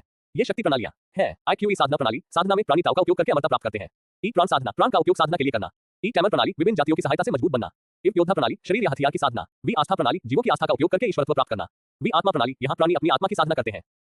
वी जादूगरनी प्रणाली, यहाँ प्राणी जादू का अध्ययन करते हैं। आकाश ने स्क्रीन पर कई शक्ति प्रणालियों को पढ़ा। शक्ति प्रणाली के नाम बताने के बाद ये गायब हो गया। जैसे ही स्क्रीन रोशन हुई, QE साधना प्रणाली प्रकट हुई। लाओजी नामक एक देव ने QE साधना प्रणाली बनाई और पृथ्वी पर रहने के दौरान इसे मनुष्यों को दिया। क्यूई साधना प्रणाली में लोग क्यूई का उपयोग करके साधना करते हैं और फिर ताओ की ओर प्रयास करते हैं। जैसे जैसे वे ताओ के करीब होते जाते हैं, वे मजबूत होते जाते हैं। जैसे जैसे मनुष्य प्रभावशाली और शक्तिशाली होते गए, ताओ का प्रभाव अन्य जातियों तक भी पहुंचा, इसलिए यह वर्तमान में आदिम आयाम में सबसे अधिक उपयोग की जाने वाली शक्ति प्रणाली है। फिर प्राण साधना प्रणाली स्क्रीन पर दिखाई दी। कोई नहीं जानता था कि इस साधना प्रणाली की स्थापना किसने की, क्योंकि मयूर जाति के कार्तिकेय को अपनी एक यात्रा के दौरान एक साधना कला खंडहर में मिली थी। उसे एक साधना कला का उपयोग करके वो 3 आयामों में शिखर पर पहुंच गया। केवल देवता ही उससे अधिक शक्तिशाली है। एज बाय फ्यूचर, कार्तिकेय ने उस एक साधना कला का उपयोग करके कई साधना कलाएं बनाई और उसे कई जातियों को दिया। इसके कारण प्राण साधना का प्रभाव आदिम आयाम में बढ़ गया। ये क्यूई साधना के बाद दूसरी सबसे अधिक इस्तेमाल की जाने वाली शक्ति प्रणाली है। क्यूई और प्राण के बीच कई समानताएं हैं, लेकिन क्यूई साधना प्रणाली में व्यक्ति ताओ को प्राप्त करने का प्रयास करता है, जबकि प्राण साधना प्रणाली में प्राप्त करने के लिए कुछ भी नहीं है। समय उड़ गया, पलक झपकते ही एक सप्ताह बीत गया। स्क्रीन पर हर शक्ति प्रणाली का विस्तृत विवरण प्रदर्शित था। आकाश ने इससे आदिम आयाम के बारे में बहुत कुछ सीखा। फिर स्क्रीन पर शक्ति प्रणाली के स्तर दिखने लगे। सबसे पहले क्यूई साधना प्रणाली थी। क्यूई साधना प्रणाली को 11 स्तरों में विभाजित किया गया था। आई क्यूई संघनन, ई थाउटियन, ई ज्ञानतियान, ई आत्मा निर्माण, वी नवजात आत्मा, वी शून्य संघनन, वी शून्य फोजिंग, वी ताओ बीज, एक्स ताओ अभिव्यक्ति, एक्स ताओ पैलेस, शीत स्वर्गीय सम्राट। हर मुख्य स्तर के लिए 4 उपस्तर थे। स्क्रीन पर हर शक्ति स्तर का विवरण था। समय उड़ गया। इसने विभिन्न प्रणालियों में विभिन्न डिवीजनों के बारे में हर विवरण प्रदर्शित किया। एज बाय फ्यूचर, हर शक्ति प्रणाली में 8 से ज्यादा स्तर होते थे। सिर्फ योद्धा प्रणाली ही अपवाद थी, क्योंकि इसमें सिर्फ 3 स्तर थे, आई प्रार्थी, ई अतिराथी और ई महारथी। और भी स्तर थे, लेकिन वे उच्च आयामों में थे, आदिम में नहीं। आदिम आयाम के बाद स्क्रीन ने अन्य 3 आयामों में शक्ति प्रणाली की व्याख्या की। चौथे आयाम की तरह केवल देव ही रहते हैं। पहले 11 देवों को छोड़कर वे अपनी स्वयं की शक्ति प्रणालियों के साथ पैदा हुए थे। क्यूई साधना प्रणाली लाओजी के जन्म से ही साधना प्रणाली का एक छोटा सा हिस्सा थी। डिंग, चौथा क्वेस्ट, पावर सिस्टम का ज्ञान सफलतापूर्वक पूरा हुआ। मिशन पुरस्कार, पेशे और कुछ कौशल को अनलॉक करना सफलतापूर्वक पुरस्कृत किया गया। होस्ट, अपने पुरस्कार की स्थिति जांचें। सिस्टम ने यांत्रिक आवाज में आकाश को चौथी खोज पूरी होने की सूचना दी। उसने ज्यादा देर तक इंतजार नहीं किया और उत्साहित होकर स्टेटस बता दिया कि अब से वही स्टोर का मालिक होगा। आकाश के सामने गहरे नीले रंग की अपारदर्शी स्क्रीन दिखाई दी। फिर उस पर सुनहरे अक्षर दिखने लगे। व्यक्तिगत स्थिति, नाम आकाश, शीर्षक माइलियोग्लोट विस्तार करने के लिए सोचें। दौड़, तारांकन तारांकन तारांकन तारांकन तारांकन तारांकन तारांकन। पेशा, स्टोर मालिक, स्तर लॉक किया गया। एज बाय फ्यूचर, शारीरिक विशेषताएं, ताकत 1, चपलता 1, बुद्धि -0, सहन शक्ति -0, पूर्ण किए गए अन्वेषणों की संख्या 4, कौशल, ऊर्जा पर्यवेक्षक सर्वज्ञ नेत्र। उनकी व्यक्तिगत स्थिति में 3 बदलाव हुए। सबसे पहले उनका पेशा लॉक से स्टोर मालिक में बदल गया। वह इस क्षण से एक स्टोर मालिक बन गया। उसे केवल सिस्टम द्वारा उत्पाद उपलब्ध कराए जाने का इंतजार करना था। दूसरे, पूर्ण किए गए कार्यों की संख्या 4 हो गई और तीसरे, उन्हें सिस्टम से 2 कौशल प्राप्त हुए, एनर्जी ओवरसीयर और ऑनिसेंट आई। इसके बाद उन्होंने कौशल के विवरण के बारे में सोचा तो उनके सामने 2 नई नीली खिड़कियां प्रकट हुई, जो दोनों कौशलों के बारे में बता रही थी। एनर्जी ओवरसीयर, ये कौशल आपको किसी उत्पाद के मूल्य को उसकी ऊर्जा के आधार पर पहचानने में मदद करेगा। दुनिया की कोई भी ऊर्जा आपकी नजरों से छिपी नहीं रह सकती। आकेश ने एनर्जी ओवरसीयर के बारे में पढ़ने के बाद सिर हिलाया। यह कोई आक्रामक कौशल नहीं था, बल्कि एक सहायक कौशल था। जब वह दूसरा क्वेस्ट कर रहा था तो उसने विभिन्न प्रकार के कौशलों के बारे में सीखा। मल्टीवर्स में खजाने का ज्ञान, इस कौशल को अपने साथ ले जाना भविष्य में स्टोर से बाहर निकलते समय उसके लिए फायदेमंद होगा। दूसरे कौशल की बात करें तो वह था सर्वज्ञ आंखें। इससे उसे अपने स्टोर पर आने वाले ग्राहक के बारे में हर विवरण देखने की क्षमता मिली। ये कौशल केवल उसके ग्राहकों के लिए ही लागू था। इस क्षमता का उपयोग करके वह अपने आसपास के सभी लोगों की पिछली जानकारी नहीं देख सकता था। ये भी पिछले वाले की तरह एक सहायक कौशल था। अरे सिस्टम, दोनों ही कौशल पुरस्कार कौशल और समर्थन कौशल क्यों है? आकाश ने सिस्टम से पूछा। होस्ट, आपको परिस्थिति के अनुसार पुरस्कार मिलेंगे। वर्तमान में आपको आक्रामक या रक्षात्मक कौशल प्राप्त करने की कोई आवश्यकता नहीं है। सिस्टम ने बिना किसी भावना के जवाब दिया। आकाश को समझ नहीं आया कि क्या जवाब दे। होस्ट, स्टोर अब सक्रिय है क्योंकि आपने सक्रियण के लिए आवश्यक खोज सफलतापूर्वक पूरी कर ली है। सिस्टम ने अचानक प्रतिक्रिया दी और एक नीली रोशनी पूरे कमरे में फैल गई। तारांकन तारांकन तारांकन। उत्तर, अगर आपको किताब पसंद आई हो तो वोट देना और टिप्पणी करना न भूलें। अगर आपके पास थोड़ा समय हो तो मैं आपकी समीक्षा की सराहना करूंगा। यदि आप अधिक अध्याय चाहते हैं तो वोट करें। मैं हर 50 PS पर एक अतिरिक्त अध्याय अपलोड करूंगा। मैं अधिकतम 5 अतिरिक्त अध्याय ही प्रकाशित कर सकता हूं। Ads by future 251 first 240 PM Rahul कमटी अध्याय 16। सिस्टम के रिस्पांस के बाद पूरे कमरे में नीली रोशनी फैल गई। आकाश अचानक नीली रोशनी से हैरान था और उत्सुकता से परिणाम का इंतजार कर रहा था। कुछ ही सेकंड में रोशनी फीकी पड़ गई और कमरे में नई काली अलमारियां और कुछ कुर्सियां दिखाई देने लगी। आकाश के लिए जो बिस्तर आया था वह भी गायब हो गया। दीवार के चारों तरफ 3 काली अलमारियां एक साथ लगी हुई थी। आकाश सामने की ओर शेल्फ के पास गया। उसने उन्हें ध्यान से देखा और शेल्फ के किनारों पर अलग-अलग डिजाइन देखे। पैटर्न में कई शक्तिशाली जीव दर्शाए गए थे, जो या तो विलुप्त हो चुके थे या अभी भी मौजूद हैं। वहां सफेद पंखों वाले 3 आंखों वाले शेर की एक डिजाइन थी। जब उसने डिजाइन पर ध्यान केंद्रित किया तो उसने अचानक एक दहाड़ सुनी जिसने उसे चौंका दिया। फिर उसने खुद को एक ड्रम में पाया। वह एक खाली जगह में था और एक विशाल शेर को अपनी ओर भागते हुए देख रहा था। वो उस प्राणी के रास्ते से हटना चाहता था, लेकिन उसके पैर हिल नहीं पा रहे थे। जैसे ही शेर करीब आया, उसकी धड़कनें तेज होने लगी। अगले ही पल शेर उसके सामने आ गया। उसने डर के मारे अपनी आंखें बंद कर ली, लेकिन हमला नहीं हुआ। उसने आंखें खोली और देखा कि शेर उत्सुकता से उसकी ओर देख रहा है। उसे नहीं लगा कि शेर पर हमला करने का उसका कोई इरादा है। उसने मुस्कुराने की कोशिश की, लेकिन अगले ही पल शेर ने अपने पंजे हिलाए और आकाश फिर से दुकान में आ गया। उसने 2 बार इधर-उधर देखा ताकि यह सुनिश्चित हो सके कि वह दुकान में ही है। फिर उसने खुद को शांत करने के लिए गहरी सांस ली, ये सुनिश्चित करने के बाद कि यह कोई भ्रम नहीं है। अरे सिस्टम, वह क्या था? उसने सिस्टम से पूछा। उसकी रुचि नई उभरी हुई अलमारियों में खत्म हो गई। क्या था मेजबान? सिस्टम ने हैरानी से उससे पूछा। अरे, आकाश ने आश्चर्य से कहा। क्या सिस्टम को नहीं पता था कि वह 3 आंखों वाले सफेद शेर के साथ भ्रम में था? क्या तुमने शेर को नहीं देखा? उसने असमंजस में पढ़कर पूछा। एज बाय फ्यूचर, नहीं मेजबान। होस्ट, अलमारियों को देखकर आप भ्रम में पड़ गए होंगे। अलमारियों पर जो डिजाइन आप देख रहे हैं वह वास्तविक व्यक्ति द्वारा स्वयं बनाए गए हस्ताक्षर है। सिस्टम ने बिना किसी भावना के आकाश को समझाया। लेकिन यह कोई भ्रम नहीं था। शेर ने मुझे बाहर फेंक दिया। अगर यह भ्रम था तो यह कैसे संभव हो सकता है? उसने पूछा। होस्ट, आप जो डिजाइन देख रहे हैं वे 3 आयामों में सबसे शक्तिशाली संस्थाओं के हैं, इसलिए उनका हस्ताक्षर भी संवेदनशील है। सिस्टम ने समझाया। व्याख्या सुनने के बाद आकाश ने सिर हिलाया, क्योंकि यह समझ में आया। फिर वह सिस्टम की शक्ति के बारे में उत्सुक हो गया। मल्टीवर्स में देव के अलावा कई शक्तिशाली संस्थाओं के जीवित हस्ताक्षर होना आश्चर्यजनक था। आप क्या हैं? उसने उत्सुकता से सिस्टम से पूछा। मैं पहला स्टोर सिस्टम हूं। सिस्टम ने जवाब दिया। सिस्टम के जवाब ने आकाश को अचंभित कर दिया। उसने इससे संबंधित कोई और सवाल नहीं पूछा, क्योंकि उसे पता था कि सिस्टम ने जानबूझकर विषय को बदल दिया है। जिस दिन उसे उच्च अधिकारी मिल जाएगा, उसके पास उसके सारे जवाब होंगे। उन्होंने पूछा, क्या मैं एक और भ्रम में पड़ जाऊंगा यदि मैं अलमारियों के किनारे पर अन्य डिजाइनों पर ध्यान केंद्रित करूंगा? हाँ मेजबान, सिस्टम ने जवाब दिया। चूंकि करने के लिए कुछ नहीं था और जीव आकाश को नुकसान नहीं पहुंचा रहे थे, इसलिए उसने हर जीवित हस्ताक्षर से मिलने का फैसला किया। एज बाय फ्यूचर, इसके बाद उन्होंने जिस डिजाइन पर ध्यान केंद्रित किया वो ऊर्ध्वाधर स्लिट वाली एक आंख थी। उसे उस जीव को देखकर घिन आती थी, लेकिन जब उसने उन्हें वास्तविकता में देखा तो उसकी सारी घृणा गायब हो गई। उसकी आंखों के चारों ओर सुनहरा रंग था। उस प्राणी ने भी अपना परिचय दिया। वह मादा थी और उसकी नस्ल ग्लेसाई थी। इसके बाद आकाश ने अन्य जीवित हस्ताक्षरों को देखना जारी रखा। जितना अधिक उसने देखा, उसका विश्व दृष्टिकोण उतना ही व्यापक होता गया। जीवित हस्ताक्षरों में से आधे अद्वितीय आदिम सत्ताओं के थे। पहली बार आकाश को अपनी आंखें खोलने के बाद मानसिक रूप से थकावट महसूस हुई। वह बेतहाशा सोना चाहता था। उसने सिस्टम से बिस्तर के लिए पूछा भी नहीं और जमीन पर सो गया। कई घंटों की नींद के बाद उसने अपनी आंखें खोली। जब वह उठा तो उसने खुद को बिस्तर पर पाया। वह इस समय एक अलग माहौल में था। जिस कमरे में वह सो रहा था वहां कोई भी अलमारियां नहीं दिख रही थी। पूरे कमरे में सिर्फ एक बिस्तर था। होस्ट, स्टोर के उत्पाद आ गए हैं। सिस्टम ने आकाश को सूचित किया, जिससे उसकी तंद्रा टूटी। वह अगले ही पल बिस्तर से गायब हो गया और स्टोर में आ गया। अरे, उसने अपने चारों ओर चमकती हुई अलमारियों को देखकर आश्चर्य से कहा। वह सिस्टम से यह पूछना भी भूल गया कि वह कमरा कौन सा है। वह सबसे नजदीकी शेल्फ पर गया और एक कांच की बोतल देखी जिसमें एक सुनहरी गोली थी। उसने अपना कौशल एनर्जी ओवरसीयर सक्रिय किया और उसकी जगह एक चमकदार रोशनी देखी। ऊर्जा हस्ताक्षर के अनुसार यह एक बहुत ही उच्च स्तरीय उत्पाद था। उसने गोली के बारे में जानकारी देखने के लिए बोतल के नीचे देखा, लेकिन उसके नीचे कुछ भी नहीं लिखा था। अगले ही पल गोली की जानकारी वाली एक नीली खिड़की उसके सामने आ गई। गोली, आरोही गोली, उपयोग, स्वर्गीय सम्राट यक्ष महारथी आदि को देवत्व प्राप्त करने के लिए कष्टों का सामना करने में सहायता करना। एज बाय पब फ्यूचर, आवश्यकता, अमरता का शिखर, चेतावनी, अमरता के शिखर से नीचे का कोई भी व्यक्ति गोली की ऊर्जा के कारण फट जाएगा। जब आकाश ने गोली के बारे में जानकारी पढ़ी तो खिड़की गायब हो गई। आकाश ने उसके बाद और भी उत्पादों को देखा। ज्यादातर उत्पाद उच्च स्तरीय खजाने थे। सभी खजानों में से शायद ही कोई उत्पाद लेवल 9 से नीचे के किसी व्यक्ति के लिए था। होस्ट, कृपया खोज के लिए स्क्रीन देखें। सिस्टम ने अचानक एक खोज सक्रिय कर दी और उसे सूचित किया, जिससे वह अपनी अंतर्दृष्टि से बाहर आ गया। उसके सामने सुनहरे अक्षरों वाली एक नीली खिड़की दिखाई दी। उसने धनुष को अपनी जगह पर रखा और स्क्रीन पर ध्यान केंद्रित किया। मिशन, पहली बिक्री। विवरण, एक स्टोर मालिक के रूप में आपकी यात्रा तभी शुरू होगी जब आप उत्पाद बेचना शुरू करेंगे। आवश्यकता, स्टोर के पहले ग्राहक को पहला उत्पाद बेचें। पुरस्कार, एक यादृच्छिक पुरस्कार। असफलता, विश्राम कक्ष गायब हो जाएगा। मुझे ग्राहक कहां मिलेगा? मेजबान, पहला ग्राहक आ गया है। सिस्टम ने अचानक आकाश को सूचित किया और उसकी बोलती बंद कर दी। तारांकन तारांकन तारांकन। उत्तर, अगर आपको किताब पसंद आई हो तो वोट देना और टिप्पणी करना न भूलें। अगर आपके पास थोड़ा समय हो तो मैं आपकी समीक्षा की सराहना करूंगा। यदि आप अधिक अध्याय चाहते हैं तो वोट करें। मैं हर 50 PS पर एक अतिरिक्त अध्याय अपलोड करूंगा। मैं अधिकतम 5 अतिरिक्त अध्याय ही प्रकाशित कर सकता हूं। एज बाय पब फ्यूचर को फायदा नाम तक और अधिक अध्याय लाने में हमारी सहायता करें। अध्याय 17। अचानक हुई इस खोज ने आकाश को उलझन में डाल दिया। उत्पादों के आने के बाद 1 घंटा भी नहीं बीता था और मिशन सामने आ गया। अरे सिस्टम, क्या तुमने नहीं कहा था कि तुम तभी खोज सक्रिय करोगे जब मैं पूछूंगा? उसने सिस्टम से पूछा क्योंकि ये दूसरी बार था जब सिस्टम ने उस पर खोज थोपी थी। इस बार मिशन में असफल होने पर सजा थी, पिछली बार के विपरीत। होस्ट, ये तब की बात है जब आपने अपना प्रोफेशन अनलॉक नहीं किया था। पहले क्वेस्ट को नियंत्रित करना संभव था, लेकिन अब वे परिस्थितिजन्य हो गए हैं, इसलिए वे मेरे नियंत्रण से भी बाहर हैं। सिस्टम ने बिना किसी भावना के समझाया। आकाश ने सिस्टम द्वारा दिए गए स्पष्टीकरण को समझते हुए सिर हिलाया। स्टोर के स्थान के कारण केवल ग्राहक ढूंढना ही मुश्किल था, लेकिन चूंकि मिशन को पूरा करने के लिए कोई समय सीमा नहीं थी, इसलिए उसके पास समय था। एकमात्र समस्या ये थी कि उसे पहले खरीदार को उत्पाद बेचना था। मेजबान, पहला ग्राहक आ गया है। सिस्टम ने अचानक अपनी आंतरिक आवाज में घोषणा की, जिससे उसकी विचार प्रक्रिया टूट गई। पहले ही आकाश ने घोषणा सुनकर कहा, तभी दुकान का दरवाजा पहली बार खुला। आकाश ने पलटकर देखा तो दरवाजे पर सिर्फ अंधेरा था। मेजबान, अपने ग्राहक का स्वागत करें। सिस्टम ने उसे उसकी तंद्रा से बाहर निकालते हुए सलाह दी। आकाश ने सिर हिलाया और दरवाजे से बाहर चला गया। उसने उत्साह से अपने आसपास की चीजों को देखा, लेकिन उसे सिर्फ अंधेरा ही दिखाई दिया। उसका उत्साह कम हो गया, उसे सिर्फ अंधेरा ही दिखाई दिया। उसके ठीक सामने एक प्राणी खड़ा था। फिर आकाश ने उस प्राणी की शक्ल पर ध्यान केंद्रित किया। प्राणी के नुकीले कानों की जोड़ी ने उसे विश्वास दिलाया कि यह एक एल्फ है। सबसे पहले उसकी नजर एल्फ के माथे पर बने एक आकर्षक आधे चांद के टैटू पर गई। एल्फ लंबा पतला था, उसकी त्वचा गोरी थी और उसके बाल और आंखें चांदी की थीं। आधे चांद के टैटू से पता चलता था कि वह चांदनी एल्फ है। उसे लगा कि वह प्राणी एक महिला एल्फ है, लेकिन उसे यकीन नहीं था क्योंकि सभी एल्फ जन्म से ही सुंदर होते हैं। इस समय उसने दूसरी तरफ से प्राणी को उसे और उसके स्टोर को गहरी उम्मीद से देखते हुए देखा। पब फ्यूचर द्वारा विज्ञापन। आकाश भी पीछे मुड़ा क्योंकि उसने कभी स्टोर फ्रंट नहीं देखा था। उसने एक साधारण सी झोपड़ी देखी जिसके ऊपर बड़े-बड़े सुनहरे अक्षरों में द फर्स्ट स्टॉप लिखा हुआ था। यह उसे आकर्षित नहीं कर रहा था, इसलिए उसने पीछे मुड़कर फिर से एल्फ पर ध्यान केंद्रित किया। फिर उसने एल्फ पर सर्वज्ञ आंखें कौशल का इस्तेमाल किया ताकि उनके पिछले विवरणों के बारे में पता चल सके। अचानक उसकी आंखों में एक याद उभरी। दूसरी तरफ एल्फ आसमान को देख रही थी, उसके गालों पर आंसू भर रहे थे। वान्या, तुम्हें मजबूत रहना होगा। पीछे से एक आवाज आई। वान्या चांदनी एल्फ का नाम था। वान्या ने पलटकर देखा तो एक महिला एल्फ जो उसके जैसी ही दिख रही थी, उसे चिंता से देख रही थी। माँ, वान्या बोली और उस महिला की ओर दौड़ी। उसने अपनी माँ को पकड़ लिया और रोने लगी। तुम्हारे पिता ठीक हो जाएंगे, उन्होंने हमसे वादा किया है, उसकी माँ ने कहा और उसकी आंखों से आंसू बहने लगे। अगर मैं प्रशिक्षण में मेहनती होती तो मैं पिताजी की रक्षा कर सकती थी। ये सब मेरी गलती है, वान्या ने स्पष्ट आवाज में कहा। ये तुम्हारी गलती नहीं है, ये हमारी गलती है कि हम तुम्हारी रक्षा नहीं कर सके, उसकी माँ ने जवाब दिया। वान्या के पिता इथावेल साम्राज्य में एक कुलीन व्यक्ति थे। वर्तमान राजा के 2 बेटे थे और राजा ने अपने दोनों बेटों को मार डाला। सबसे छोटा राजकुमार एक व्यभिचारी था। एक बार जब वह अपने दोस्तों के साथ घूम रहा था तो उसने वान्या को खरीदारी का आनंद लेते देखा। राजकुमार ने उसके साथ जबरदस्ती करने की कोशिश की, लेकिन वान्या उससे ज्यादा ताकतवर थी, इसलिए उसने उसे थप्पड़ मार दिया। राजकुमार के इर्द-गिर्द मौजूद पहरेदारों ने वान्या को गिरफ्तार कर लिया और उसे जेल में डाल दिया।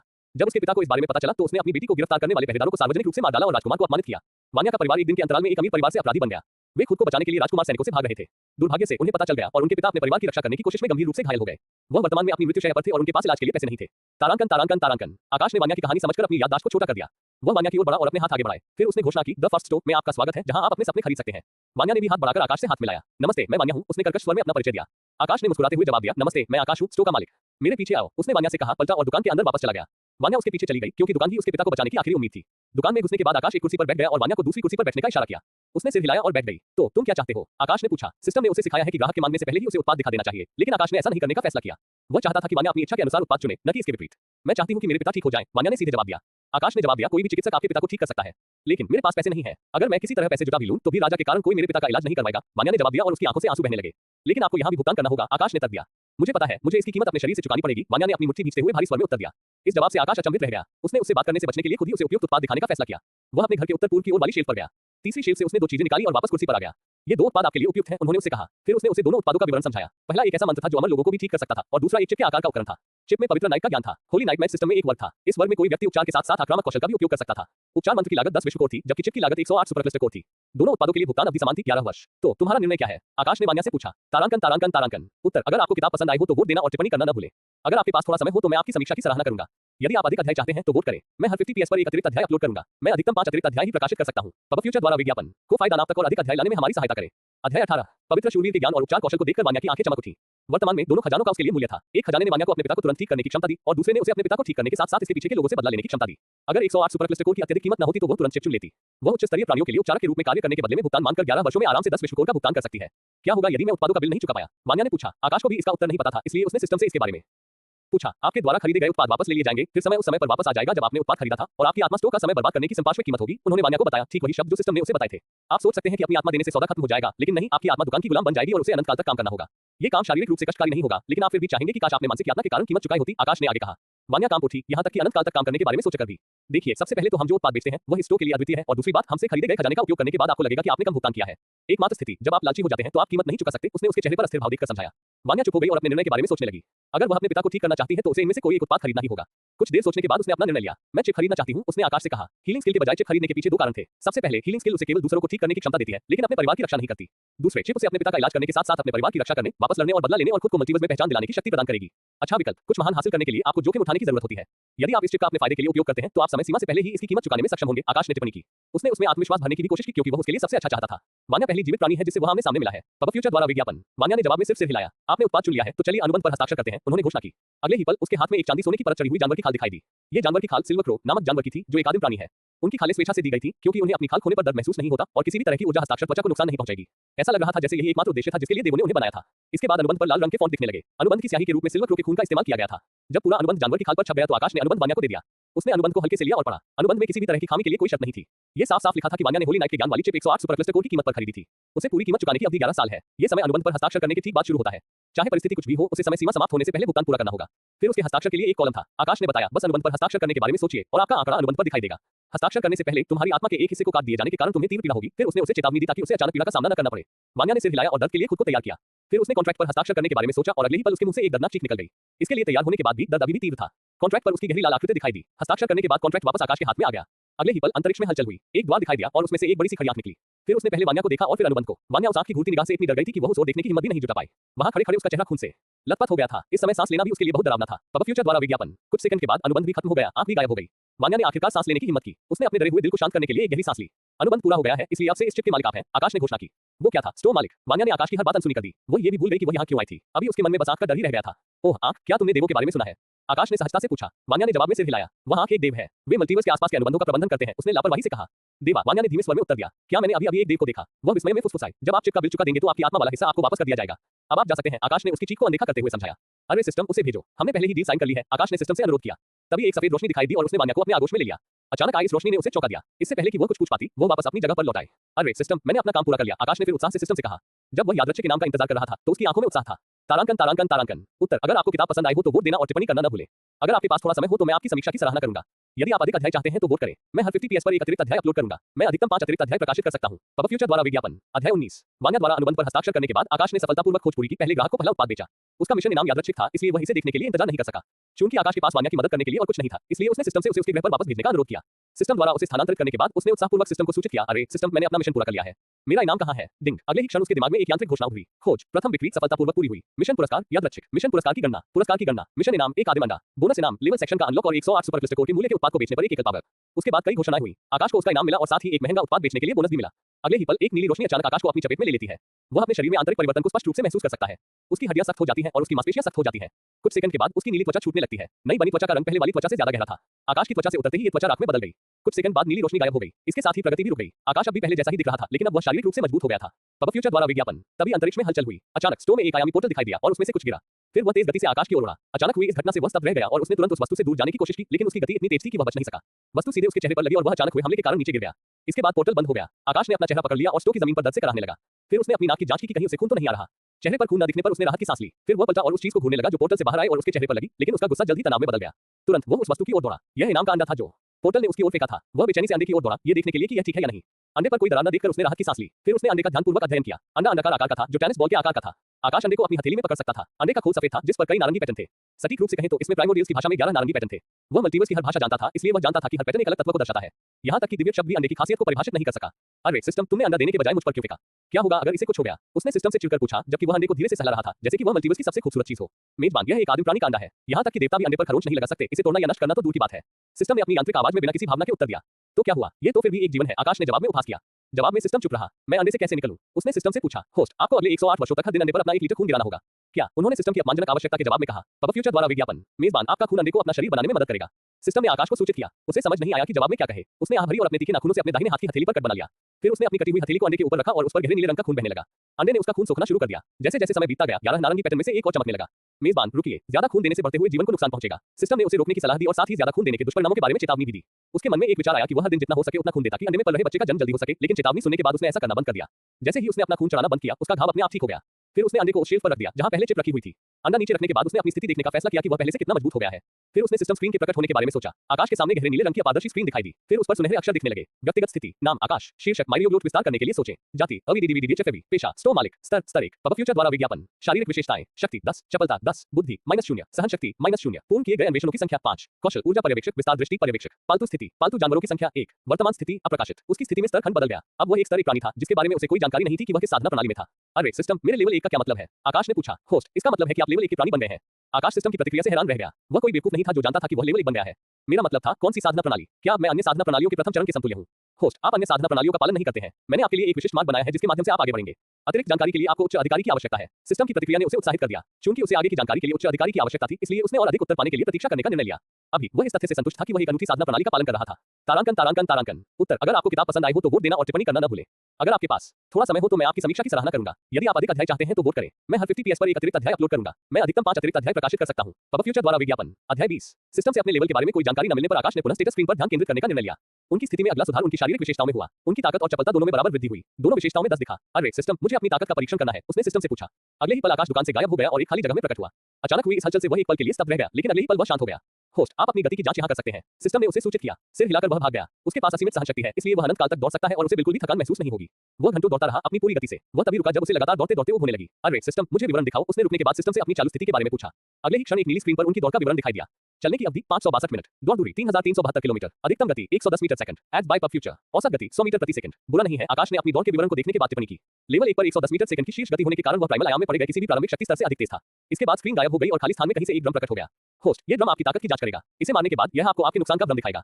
सिस्टम ने ड्रम के बारे में बताया। सिर हिलाते हुए वह आगे बढ़ा और लापरवाही से ड्रम पर मुक्का मारा। कुछ ही देर बाद एक ड्रम प्रकट हुआ। एक मोटे पेड़ के सामने खड़े होकर उस पर मुक्का मारने के बाद आकाश को कुछ नहीं हुआ। अगले ही पल पेड़ गायब हो गया और उसकी जगह बांस प्रकट हो गया। जब ड्रमकारी ने उसी ताकत से बांस पर मुक्का मारा तो वह चकनाचूर हो गया। उसके बाद बांस गायब हो गया और उसकी जगह एक इंसान प्रकट हुआ।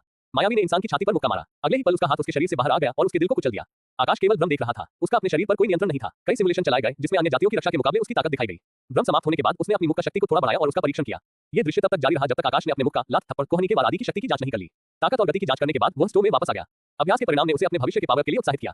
फिर उसने खुशी से स्टेटस स्क्रीन पर फिर से ध्यान केंद्रित किया। जब वह कौशल अनुभाग में आया तो उसने वहां एक नया कौशल वॉचर देखा। उसने कौशल के स्पष्टीकरण के बारे में सोचा और उसके सामने एक नई स्क्रीन प्रकट हुई। वॉचर, ये कौशल के मालिक को तीसरे व्यक्ति के दृष्टिकोण से ग्राहक के जीवन के हर विवरण का निरीक्षण करने की अनुमति देता है। इस कौशल के लिए एकमात्र आवश्यकता यह है कि ग्राहक ने अनुबंध पर हस्ताक्षर किए हो। Ads by pub Future. Akash को ये कौशल बहुत पसंद आया, लेकिन उसकी आंखों में थोड़ी निराशा थी क्योंकि उसे एक और सहायता कौशल मिल रहा था। उसे पहले से ही एक ग्राहक के जीवन पर नजर रखनी थी, इसलिए वह इस कौशल का कभी भी उपयोग कर सकता था। फिर उसने स्टेटस स्क्रीन पर फिर से ध्यान केंद्रित किया क्योंकि उस पर एक नया सेक्शन दिखाई दिया था। इसके बारे में पढ़ने के बाद उसकी रुचि खत्म हो गई। ये पालतू जानवरों के बारे में था, लेकिन अंडा अभी भी नहीं फूटा था, इसलिए इस पर समय बर्बाद करने का कोई मतलब नहीं था। फिर उसने स्क्रीन के गायब होने के बारे में सोचा और अगले ही पल वह गायब हो गई। अरे सिस्टम, दूसरे ग्राहक के आने का अनुमानित समय क्या है? उसने पूछा। जितने ज्यादा ग्राहक आएंगे उसे उतने ज्यादा पुरस्कार और क्वेस्ट मिलेंगे और जितने ज्यादा मिशन पूरे होंगे उसका अधिकार उतना ही ज्यादा होगा और अनुमति का स्तर जितना ज्यादा होगा उसके बारे में उतनी ही ज्यादा जानकारी उसके लिए खुली होगी। तो सब कुछ ग्राहकों पर निर्भर था। होस्ट, खरीदार के आने का कोई अनुमानित समय नहीं है। मैं केवल उन्हीं का चयन करता हूं जो भविष्य में उत्पादों की लागत वापस कर सके। और ग्राहकों को चुनने के लिए कुछ अन्य मानदंड हैं जिनके बारे में जानने के लिए आपको उच्च अनुमति स्तर की आवश्यकता होती है। सिस्टम ने समझाया। जवाब में आकाश सिर्फ आंखें भर सका। उसे अंदाजा नहीं था कि ग्राहकों का यह इंतजार कितना लंबा चलेगा। उसके पास करने के लिए कुछ नहीं था, इसलिए उसने वॉचर कौशल का उपयोग करके देखा कि वान्या क्या कर रही थी। वन्या अभी चिप के बारे में जानकारी जुटा रही थी। चूंकि उसे इसके लिए बहुत ज्यादा कीमत चुकानी थी, इसलिए वह एक पल भी बर्बाद नहीं करना चाहती थी। समय उड़ गया। पलक झपकते ही कई दशक बीत गए। इन पिछले दशकों में आकाश के पास एक भी ग्राहक नहीं आया। वह अंडे को हर दिन अपना 1 लीटर खून पीने देता था। 11 नारंगी पैटर्न में से 7 हमेशा ज्यादा चमकते थे, जबकि 8वां तब चमकता था जब अंडे को खून मिलता था। आकाश को अपना इतना समय बर्बाद करते देख सिस्टम ने उसके लिए खास तौर पर एक कॉम्बैट रूम बनाया। वह अपने जैसे ही स्तर के अलग अलग प्राणियों से उनकी लड़ाई शैली में लड़ता था। वह हर दिन बेहतर होता जा रहा था और धीरे धीरे हर लड़ाई शैली का योद्धा बनता जा रहा था। उसकी शारीरिक विशेषताओं में भी वृद्धि हुई। उसकी चपलता उसकी ताकत से ज्यादा हो गई। उसकी ताकत 17 थी जबकि उसकी चपलता 23 थी। अतिरिक्त समय में वह वान्या की हरकतों पर नजर रखेगा। उसने पहले ही पवित्र शूरवीर के ज्ञान की कीमत चुका दी थी। वास्तव में उसने 108 सुपर क्लिस्टर कोर की मात्रा से लगभग दोगुनी राशि दी थी। ज्ञान प्राप्त करने के 7वें महीने में उसने अपने पिता को बचाया। उसने अपने दुश्मनों से सीधे युद्ध नहीं किया। राजकुमार से बचकर भागना उसके परिवार के लिए अभी भी जारी था। वो एक ही झटके में इथावेल साम्राज्य को नष्ट करना चाहती थी, इसलिए उसने समय का इंतजार किया। उसने चौथे वर्ष में इथावेल साम्राज्य को नष्ट कर दिया और अपने पिता को प्राजक्त बना दिया। अगले कुछ वर्षों में उसने केवल ध्यान किया। वह केवल तभी ध्यान से बाहर आई जब वह स्तर 9 पर पहुंची। फिर उसने अपने मूल ब्रह्मांड पर विजय प्राप्त करना शुरू किया। अगले 2 वर्षों में उसने कई सुपर क्लिस्टर पर विजय प्राप्त की और अपने पिता को सम्राट बना दिया। जैसे जैसे भुगतान की समय सीमा नजदीक आती गई, उसने सुपर क्लिस्टर को इकट्ठा करना शुरू कर दिया। समय सीमा से सिर्फ 1 महीने पहले उसने 200 सुपर क्लिस्टर कोर का भुगतान करके अनुबंध पूरा कर लिया। बकाया चुकाने के बाद उसने सांसारिक मामलों में खुद को शामिल करना बंद कर दिया।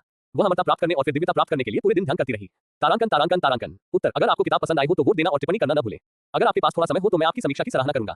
अगर आप और अध्याय चाहते हैं तो वोट करें। मैं हर 50 PS पर एक अतिरिक्त अध्याय अपलोड करूंगा। मैं अधिकतम 5 अतिरिक्त अध्याय प्रकाशित कर सकता हूं। Ads by pub Future 251 first two 46 PM Rahul कमटी अध्याय 21। समय उड़ गया, पलक झपकते ही कई दशक बीत गए। आज का दिन बहुत बड़ा था क्योंकि आज ही अंडे से बच्चे निकलेंगे। अंडा पहले से बिल्कुल अलग दिख रहा था। अंडे के रंग में कोई बदलाव नहीं हुआ था, लेकिन सभी 11 नारंगी पैटर्न ज्यादा चमकीले हो गए थे और एक नया गहरा पैटर्न भी जुड़ गया था। आकाश को उम्मीद थी कि जब सभी 11 नारंगी पैटर्न चमकने लगेंगे तो अंडा फूट जाएगा। लेकिन कुछ साल पहले अंडे में अचानक बदलाव आया जब सभी पैटर्न चमकने लगे, जिसके परिणामस्वरूप एक नया पैटर्न उभर आया। शून्य में जो अंधेरा उसने देखा उसकी तुलना में नया पैटर्न और भी गहरा था। आज 108वें वर्ष का आखिरी दिन था जब से उसने अंडे में रक्त स्थानांतरित करना शुरू किया था। आकाश ने सबसे पहले आज ट्रेनिंग करने का फैसला किया। चूंकि आज उसे एक नया साथी मिलने वाला था, इसलिए वह अंडे सेने के बाद ट्रेनिंग नहीं करेगा। अरे सिस्टम, मैं प्रशिक्षण के लिए तैयार हूं, उन्होंने सिस्टम को सूचित किया। वह स्टोर से गायब हो गया और कुछ ही देर बाद एक परिचित माहौल में दिखाई दिया। उसके बाएं तरफ कई तरह के हथियार दिखाई दे रहे थे, जबकि उसके दाएं तरफ सिर्फ एक लाल गोलाकार स्विच मौजूद था। बटन वहां माहौल शुरू करने के लिए था। उसे बस उस माहौल के बारे में बात करनी है जिसमें वह अभ्यास करना चाहता है और स्विच दबाना है। वह पिछले कुछ दिनों से तीरंदाजी का अभ्यास कर रहा था, इसलिए वह अपनी बाईं ओर गया और उसने वह धनुष चुना जो देखने में साधारण से अधिक कुछ नहीं लग रहा था, लेकिन वास्तव में वह विश्व वृक्ष की लकड़ी से बना था, वही आदिम जिसने कल्पित बोने को बनाया था। चलता तीरंदाजी का मैदान, उसने जोर से कहा और स्विच दबा दिया। अगले ही पल उसके आसपास की हर चीज गायब हो गई और एक अजीब दृश्य हुआ। पहेली की तरह दृश्य के कई टुकड़े दिखाई दिए और मिलकर एक दृश्य बनाने लगे। ये पहली बार नहीं था जब आकाश ने ऐसी चीजें देखी थी, इसलिए वह शांत खड़ा था और पहेलियों के पूरा होने का इंतजार कर रहा था। पब फ्यूचर द्वारा विज्ञापन। कुछ सेकंड के बाद टुकड़ों ने सफलतापूर्वक मिलकर एक दृश्य बनाया। आकाश के नीचे एक नई जमीन दिखाई दी। उसने खुद को एक लकड़ी के पुल पर पाया जो दो पहाड़ों को जोड़ता था। हवाएं तेज रफ्तार से पुल से गुजर रही थी, जिससे पुल हिल रहा था। उसे स्थिर रहने के लिए रस्सी पकड़नी पड़ी। उसने देखा कि उसके पास ही हवा में एक बुलसाई तैर रही थी, बिना किसी सहारे के। ऐसा लग रहा था जैसे उसे आसमान से एक रस्सी से बांधा गया हो। हवा पुल की तुलना में बुलसाई पर विपरीत दिशा में बह रही थी। बुलसाई के ऊपर लाल रंग में कई संख्याएं दिखाई दी। इसमें 3/10 लिखा था। इस चरण को पार करने और अगले चरण पर जाने के लिए उसे 10 में से 3 शॉट मारने की जरूरत थी। जैसे ही आकाश ने रस्सी छोड़ी, वह अगले ही पल नीचे गिर गया। रस्सी के सहारे खड़े होने के बाद उसने संतुलन बनाने की कोशिश में धीरे से रस्सी छोड़ दी। रस्सी छोड़ते ही वह फिर से नीचे गिर गया। अपने पैरों के बीच कुछ इंच की जगह होने और अपना पूरा वजन पैरों पर डालने की वजह से वह आखिरकार स्थिर खड़े होने में कामयाब हो गया। इसके अलावा उसका शरीर हवा की गति के अनुकूल भी हो गया। फिर उसने धनुष के बारे में सोचा और वह उसके हाथ में आ गया। उसने उसे अपने बाएं हाथ में पकड़ रखा था और अपने दाहिने हाथ से धनुष की डोरी खींची। जैसे ही धनुष की डोरी खींची, उसमें एक तीर दिखाई दिया। अपने धनुष को ऊपर की ओर मोड़कर उसने तीर चलाया, लेकिन ऐसा लगा कि उसने बहुत अधिक शक्ति का प्रयोग कर लिया था, इसलिए तीर ऊपर से ही निशाने को पार कर गया। समय उड़ गया। वह पिछले कुछ घंटों से इस स्टेज को पार करने की कोशिश कर रहा था। उसने हजारों बार से ज्यादा बार निशाना लगाने की कोशिश की होगी, लेकिन वह सिर्फ एक बार ही निशाना साध पाया। उसे अपनी असफलता का कारण पता था क्योंकि शरीर की स्थिति तीर की दिशा निर्धारित करती है, लेकिन वह मुश्किल से पुल पर स्थिर खड़ा था। उसने एक और प्रयास किया, लेकिन वह फिर से असफल हो गया, इसलिए उसने रुक गया। उसने कल फिर से प्रशिक्षण लेने का फैसला किया क्योंकि वह केवल समय बर्बाद कर रहा था।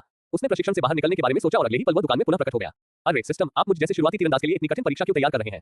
वापस लौटने के बाद उसने सबसे पहले सिस्टम से शिकायत की। मेजबान, मंच आसान था। पब फ्यूचर द्वारा विज्ञापन। सिस्टम ने साफ जवाब दिया और चुप हो गया। अगर यह आसान होता तो क्या मल्टीवर्स में केवल राक्षस ही नहीं होते? आकाश ने खुद से कहा। अगले ही पल उसकी नजर चमकते अंडे पर पड़ी। उसे देखते ही 2 बार निशाना न लगा पाने की वजह से जो झल्लाहट उसे महसूस हुई थी, वह गायब हो गई और उसके चेहरे पर एक हल्की मुस्कान आ गई।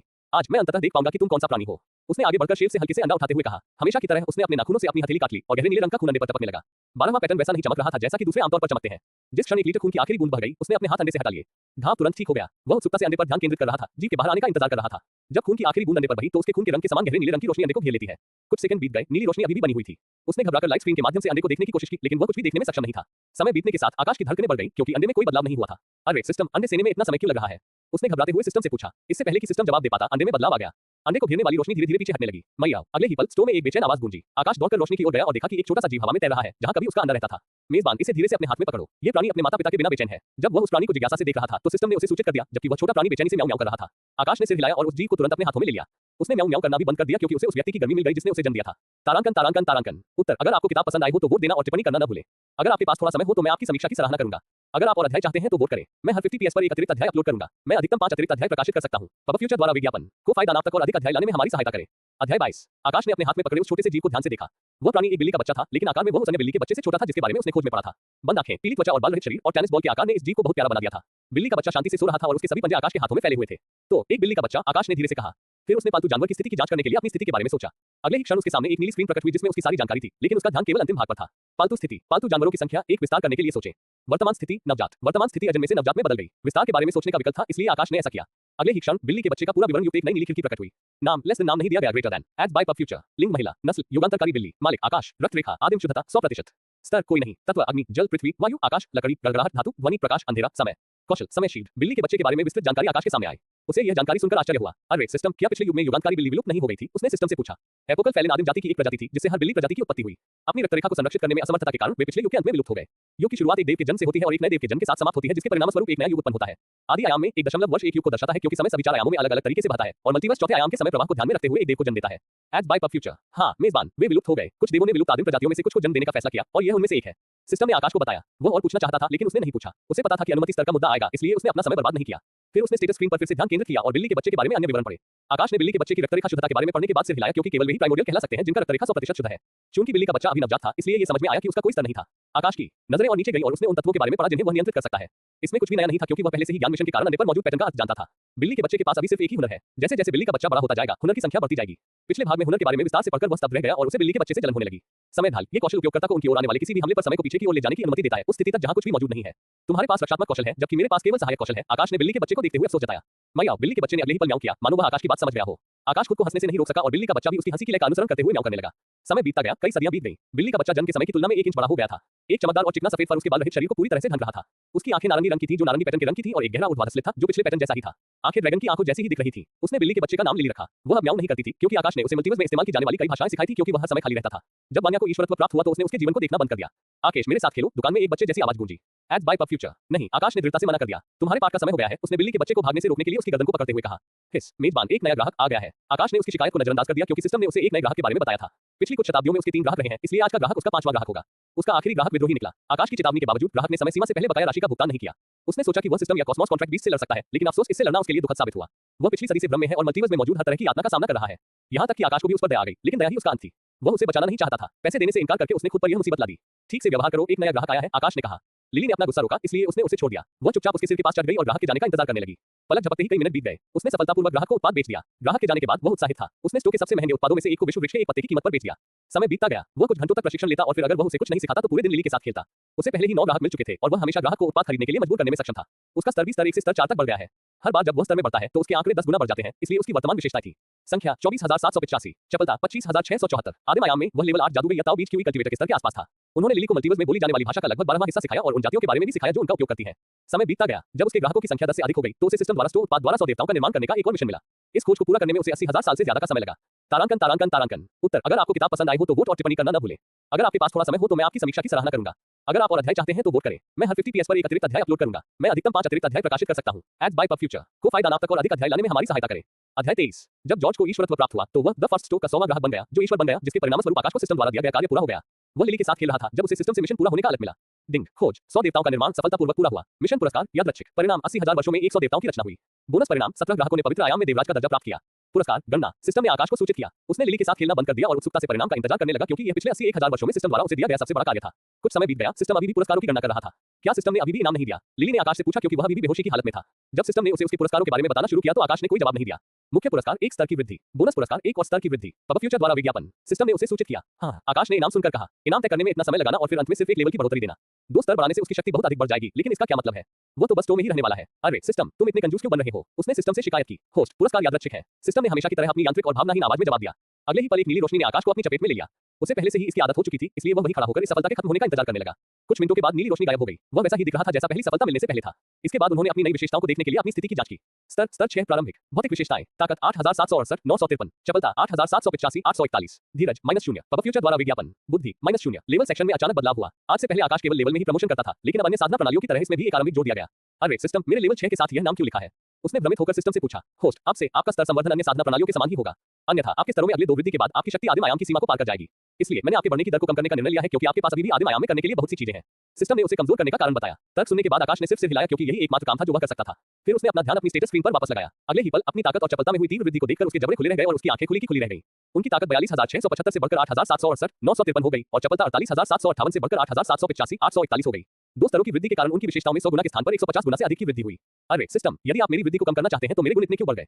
उसने उत्सुकता से सिस्टम से पूछा। होस्ट, यह आपकी ट्रेनिंग की वजह से है, मेरा इससे कोई लेना देना नहीं है। सिस्टम ने बिना किसी भावना के समझाया। ओह, आकाश ने कहा। डिंग, अगले ही पल आकाश को अचानक एक चेतावनी सुनाई दी जिसने उसे उसकी तंद्रा से बाहर निकाल दिया। बधाई हो मेजबान, पब फ्यूचर द्वारा विज्ञापन। आप सफलतापूर्वक स्तर 6 तक पहुंच गए हैं। क्यूई साधना प्रणाली में ताओ पैलेस या प्रांत साधना प्रणाली में धर्म पैलेस के बराबर। आपने आदिम आयाम में स्टोर का पहला चरण पूरा कर लिया है।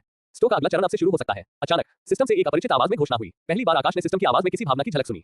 सिस्टम की आवाज में खुशी की झलक थी जब उसने उसे पहले चरण के पूरा होने की सूचना दी। अचानक आई घोषणाओं की बाढ़ ने आकाश को चौंका दिया। उसने जो कुछ भी सुना वह उसके लिए नया था, जिसमें सिस्टम की आवाज भी शामिल थी। अरे उठो, लिली ने आकाश के सिर पर थपथपाया उसे अचानक मधोशी में देखकर। आकाश की नींद खुली और उसने उलझन में सिस्टम से पूछा, अरे सिस्टम, वह अचानक आई सूचना क्या थी और उस आवाज का मालिक कौन था? ये प्रणाली यंत्र जाति से संबंधित थी और उसने सीखा कि यंत्र में कोई भावना नहीं होती तो आवाज में खुशी का संकेत कैसे हो सकता है। होस्ट, स्टोर कई चरणों के माध्यम से मल्टीवर्स में अपने फुटवर्क का विस्तार करेगा। पहला चरण स्टोर की दीक्षा से लेकर लेवल 6 तक पहुंचने तक था। आपके लेवल 6 पर पहुंचने से दूसरे चरण की शुरुआत हो गई है। अनुमति अपर्याप्त है। सिस्टम ने उसके पहले सवाल का जवाब दे दिया और उसके पास दूसरा जवाब पाने के लिए पर्याप्त अनुमति नहीं थी। आकाश जवाब में सिर्फ सिर हिला सका। डिंग, मेजबान, चूंकि पहला चरण सफलतापूर्वक समाप्त हो गया है, अब दूसरे चरण को शुरू करने का समय है। कोई दुकान या उसका मालिक महान कैसे बन सकता है यदि दुकान केवल कुछ ही लोगों को सेवा प्रदान करती है। आपके लिए महान स्टोर मालिक बनने के लिए ये समय है कि आप बाहर जाएं और हर जाति के हर शक्ति स्तर की सेवा करें। मिशन, दुनिया में अपना स्टोर शुरू करें जहां कोई भी आपके स्टोर को देख या प्रवेश कर सके। पुरस्कार, नए लोगों और कहानियों के साथ एक नई यात्रा। तारांकन तारांकन तारांकन। एएन, इस अध्याय के साथ प्रस्तावना समाप्त होती है। अगले अध्याय से हम नए लोगों, नई जातियों और कई अलग अलग स्थितियों से भरी नई दुनिया में द फर्स्ट स्टोर सिस्टम की यात्रा शुरू करेंगे। अगर आपको किताब पसंद आई हो तो वोट करना और टिप्पणी करना न भूलें। अगर आपके पास थोड़ा समय हो तो मैं आपकी समीक्षा की सराहना करूंगा। अगर आप और अध्याय चाहते हैं तो वोट करें। मैं हर 50 PS पर एक अतिरिक्त अध्याय अपलोड करूंगा। मैं अधिकतम 5 अतिरिक्त अध्याय प्रकाशित कर सकता हूं। पब फ्यूचर द्वारा विज्ञापन को फायदा नाम तक और अधिक अध्याय लाने में हमारी सहायता करें। अध्याय 24। सिस्टम से अचानक हुई घोषणा ने आकाश को चौंका दिया। वह ये जानकर उत्साहित हो गया कि आखिरकार वह इस जगह को छोड़ने जा रहा है। वह नए लोगों से मिलेगा, चाहे उनकी शक्ति कुछ भी हो, नए दोस्त बनाएगा और उनकी कहानियां सुनेगा। अरे सिस्टम, तुम नया स्टोर कब शुरू करने जा रहे हो? उसने उत्साह से सिस्टम से पूछा। होस्ट, दुनिया में आपके प्रवेश के लिए सब कुछ तैयार हो रहा है। कृपया प्रतीक्षा करें। सिस्टम ने आकाश को सूचित किया। ठीक है, मैं इंतजार करूंगा, उसने जवाब में बड़बड़ाया, लेकिन उसके चेहरे पर कुछ और ही बात थी। वह 80 से ज्यादा सहस्राब्दी जीने के बावजूद इंतजार नहीं कर सकता था। अरे क्या हो रहा है? अगले ही पल आकाश को एक बच्चे जैसी आवाज सुनाई दी जिसने उसे उसकी उत्तेजना से बाहर निकाला। वह लिली की आवाज में मौजूद चिड़चिड़ाहट को सुन सकता था। उसने धीरे से लिली को उठाया जो उसके सिर पर बैठी थी और उसे अपने चेहरे के पास लाया। उसके चेहरे पर चिढ़ देखकर वह मुस्कुराए बिना नहीं रह सका। हिस, लिली ने आकाश को अपना विरोध जताने के लिए फुसफुसाया। वह पिछले कुछ मिनटों से उसे अनदेखा कर रहा था। तुम क्यों मुस्कुरा रहे हो? क्या तुम पिटना चाहते हो? लिली ने चिढ़कर कहा और अपनी मनोरंजक आवाज से आकाश को जोर से हंसाया। लिली ने गुस्से में अपना पूरा शरीर घुमाकर उसे अनदेखा कर दिया। अब उसकी गांड उसकी तरफ थी। उसने हंसना और लिली का मजाक उड़ाना बंद कर दिया। वह जानता था कि अगर वह उसका मजाक उड़ाना जारी रखेगा तो वह बड़ी मुसीबत में पड़ जाएगा। मुझे माफ कर दो। फिर उसने बलपूर्वक लिली को घुमाया और माफी मांगी। लिली ने उसे अनदेखा करना जारी रखने के लिए अपनी आंखें दूसरी ओर कर ली। अगर तुम मेरी तरफ नहीं देखोगी तो मैं तुम्हें खुशखबरी नहीं बताऊंगा। उसने लिली को रिश्वत देने की कोशिश की, लेकिन उसने कोई प्रतिक्रिया नहीं दिखाई और उसे अनदेखा करना जारी रखा। लगता है तुम यहाँ अकेली रहना चाहती हो। फिर मैं बाहर जाकर अकेले रहूंगा, आकाश ने दुखी चेहरे के साथ मजाक किया। क्या हम बाहर जा रहे हैं? लिली ने अपना गुस्सा भूलकर अचानक कहा। वह उत्सुकता से आकाश की ओर उत्तर के लिए देखने लगी। पब फ्यूचर द्वारा विज्ञापन। हाँ, लेकिन मैं ही अकेला जा रहा हूँ। ओह लिली, तुम्हें पता नहीं है कि मैं तुम्हें कितना याद करने वाला हूँ। उसने दुख के भाव के साथ मजाक किया। हम जैसे कि तुम मेरे बिना भी जा सकते हो। लिली ने जवाब में उपहास किया और उसके सिर पर वापस कूद गई जो उसका पसंदीदा विश्राम स्थल था। अरे आकाश लिली के जवाब से कुछ देर के लिए तो अचंभित रह गया। फिर वह व्यंगपूर्वक मुस्कुराए बिना न रह सका।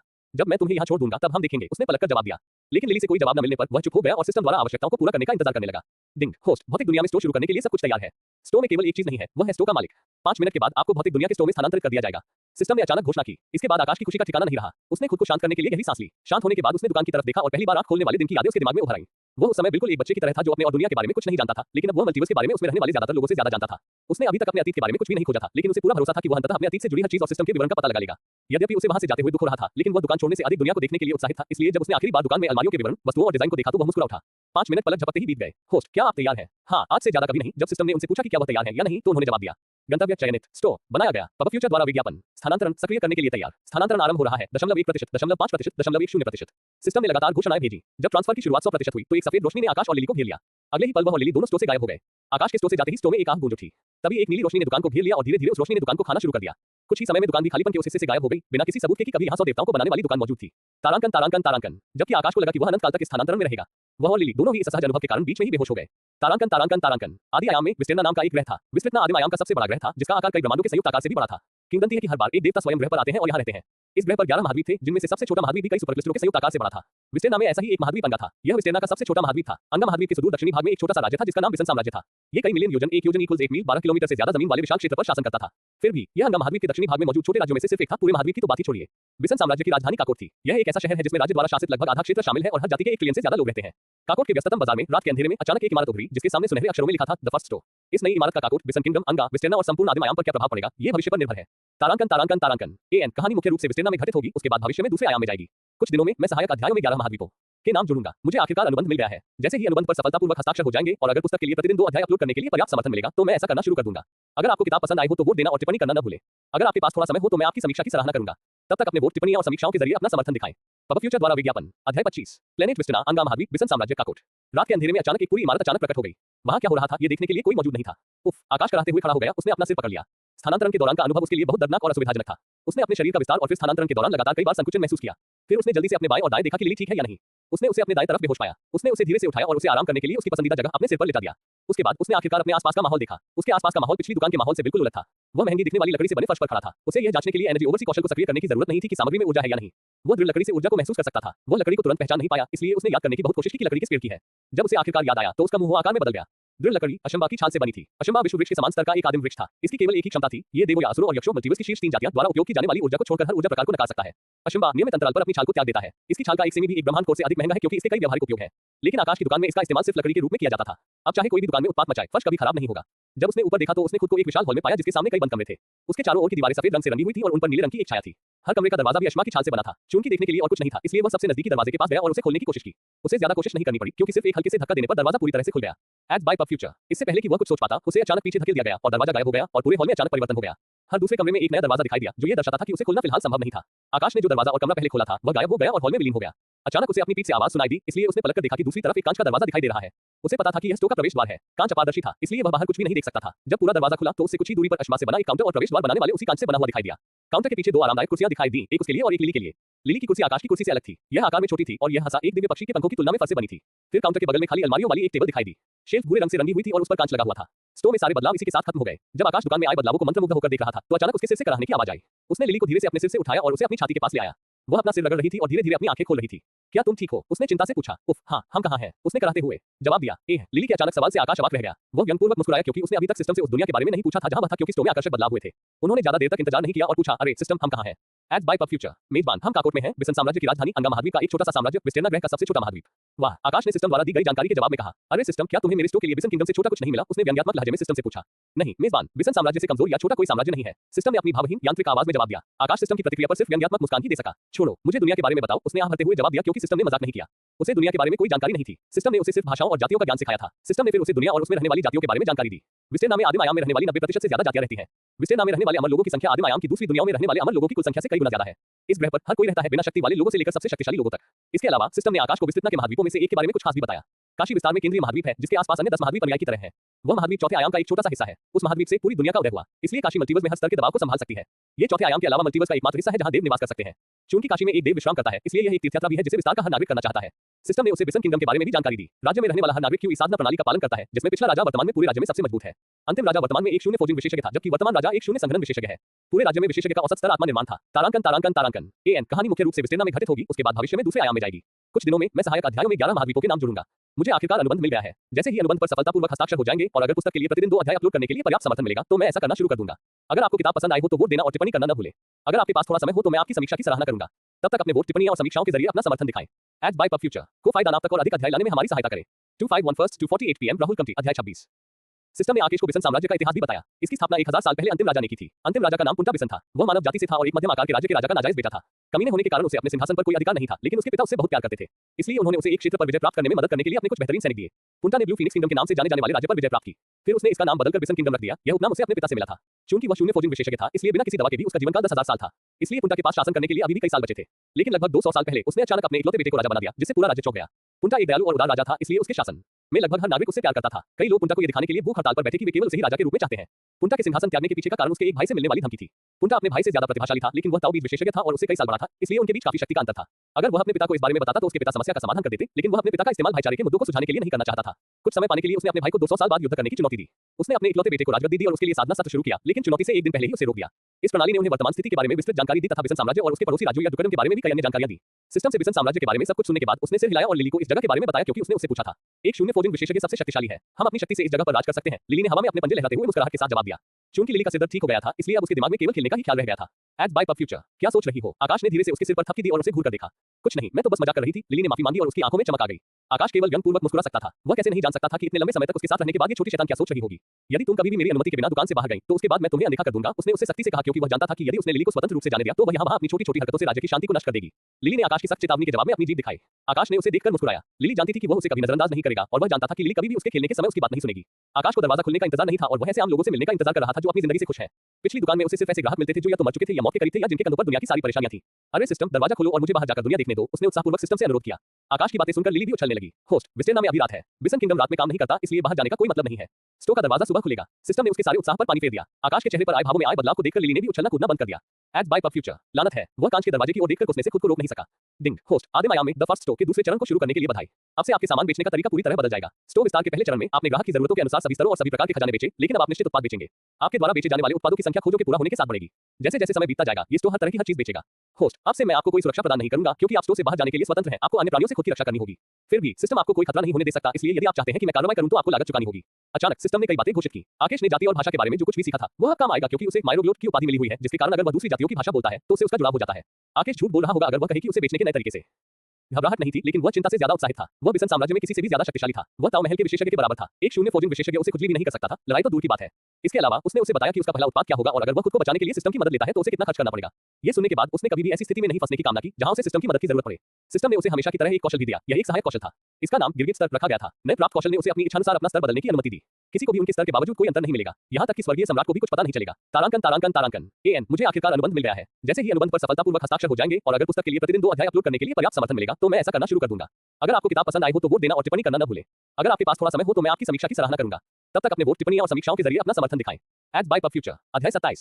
समय बीतता गया। आकाश के पास करने को कुछ नहीं था, इसलिए उसने सिस्टम से सोने के लिए बिस्तर की मांग की। सिस्टम ने उसे बिस्तर देने के बजाय उसके लिए एक पूरी मंजिल बना दी।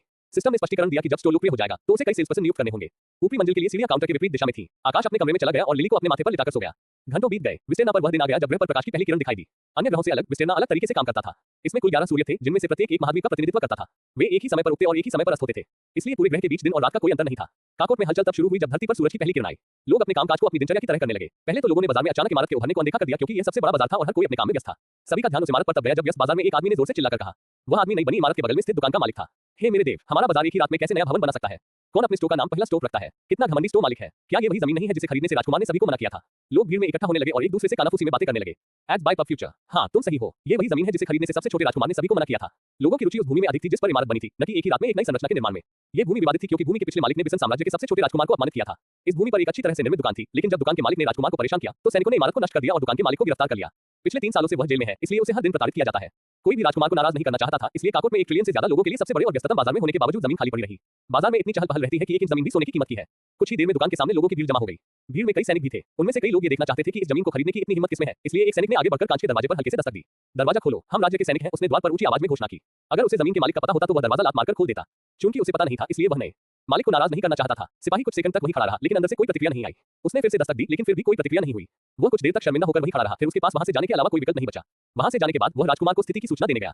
दुकान में रहते हुए आकाश शांति से सो रहा था, जबकि उसकी दुकान के सामने बड़ी संख्या में भीड़ जमा होती जा रही थी। नई बनी इमारत से किसी को बाहर न आते देख दुकान के आसपास की भीड़ तितर-बितर हो गई क्योंकि लोगों को अपना काम था। उनके लिए पूरे दिन इमारत को घूरना बेकार था। डिंग, आकाश शांति से सो रहा था, तभी अचानक यांत्रिक आवाज से उसकी नींद खुल गई। Ads by pub future host अब आपके लिए स्टोर खोलने का समय हो गया है। कृपया तैयार हो जाए और ग्राहकों का स्वागत कीजिए। सिस्टम ने उसे अपनी यांत्रिक भावहीन आवाज में सूचित किया। वह खड़ा होते ही अपनी आंखें मलने लगा। उसके पास असीमित सहनशक्ति थी, इसलिए उसे सोने की जरूरत नहीं थी। वह सिर्फ कुछ समय बिताने के लिए सोता है। वह बिस्तर से उतरा और फिर लिली की तरफ देखा। वह अभी भी सो रही थी, इसलिए उसने उसे परेशान नहीं किया और खुद को तरोताजा करने के लिए बाथरूम में चला गया। सिस्टम ने पहले से ही उनके लिए लाल धोतियों की अलमारी तैयार कर रखी थी क्योंकि वे पहनने के लिए उनके पसंदीदा कपड़े थे। वह अपनी कमर से ऊपर कुछ भी नहीं पहनते थे क्योंकि उन्हें नंगे सीने रहना पसंद था। धोती पहनने के बाद उसने कमर तक आए काले बालों को जुड़े में बांधा और कमरे से बाहर निकलकर नीचे की मंजिल पर चला गया जहां दुकान थी। अलमारियां पहले की तरह खाली नहीं थी। वे स्टोर द्वारा बेचे जाने वाले पहले उत्पाद से भरी हुई थी। उत्पाद के नीचे उत्पादों की कीमत और विवरण लिखा हुआ था। कल सिस्टम ने उन्हें सूचित किया कि वे अब कीमत के रूप में ग्रह कोर का उपयोग नहीं करेंगे। अब से स्टोर जो कुछ भी बेचेगा वह प्राइमल स्टोन्स में होगा। ये पत्थर पहले आयाम में मौजूद सबसे शुद्ध ऊर्जा से बनाए गए थे। चूंकि वहां विभिन्न शक्ति प्रणालियां थी, इसलिए इन पत्थरों का उपयोग उच्च स्तरीय प्राणियों द्वारा ध्यान के लिए किया जा सकता है। आदिम पत्थर भी शक्ति उपयोगकर्ताओं की मुख्य मुद्रा थे। प्राइमल स्टोन को 5 श्रेणियों में वर्गीकृत किया गया था। निम्न, साधारण, शीर्ष, श्रेष्ठ और सर्वोच्च।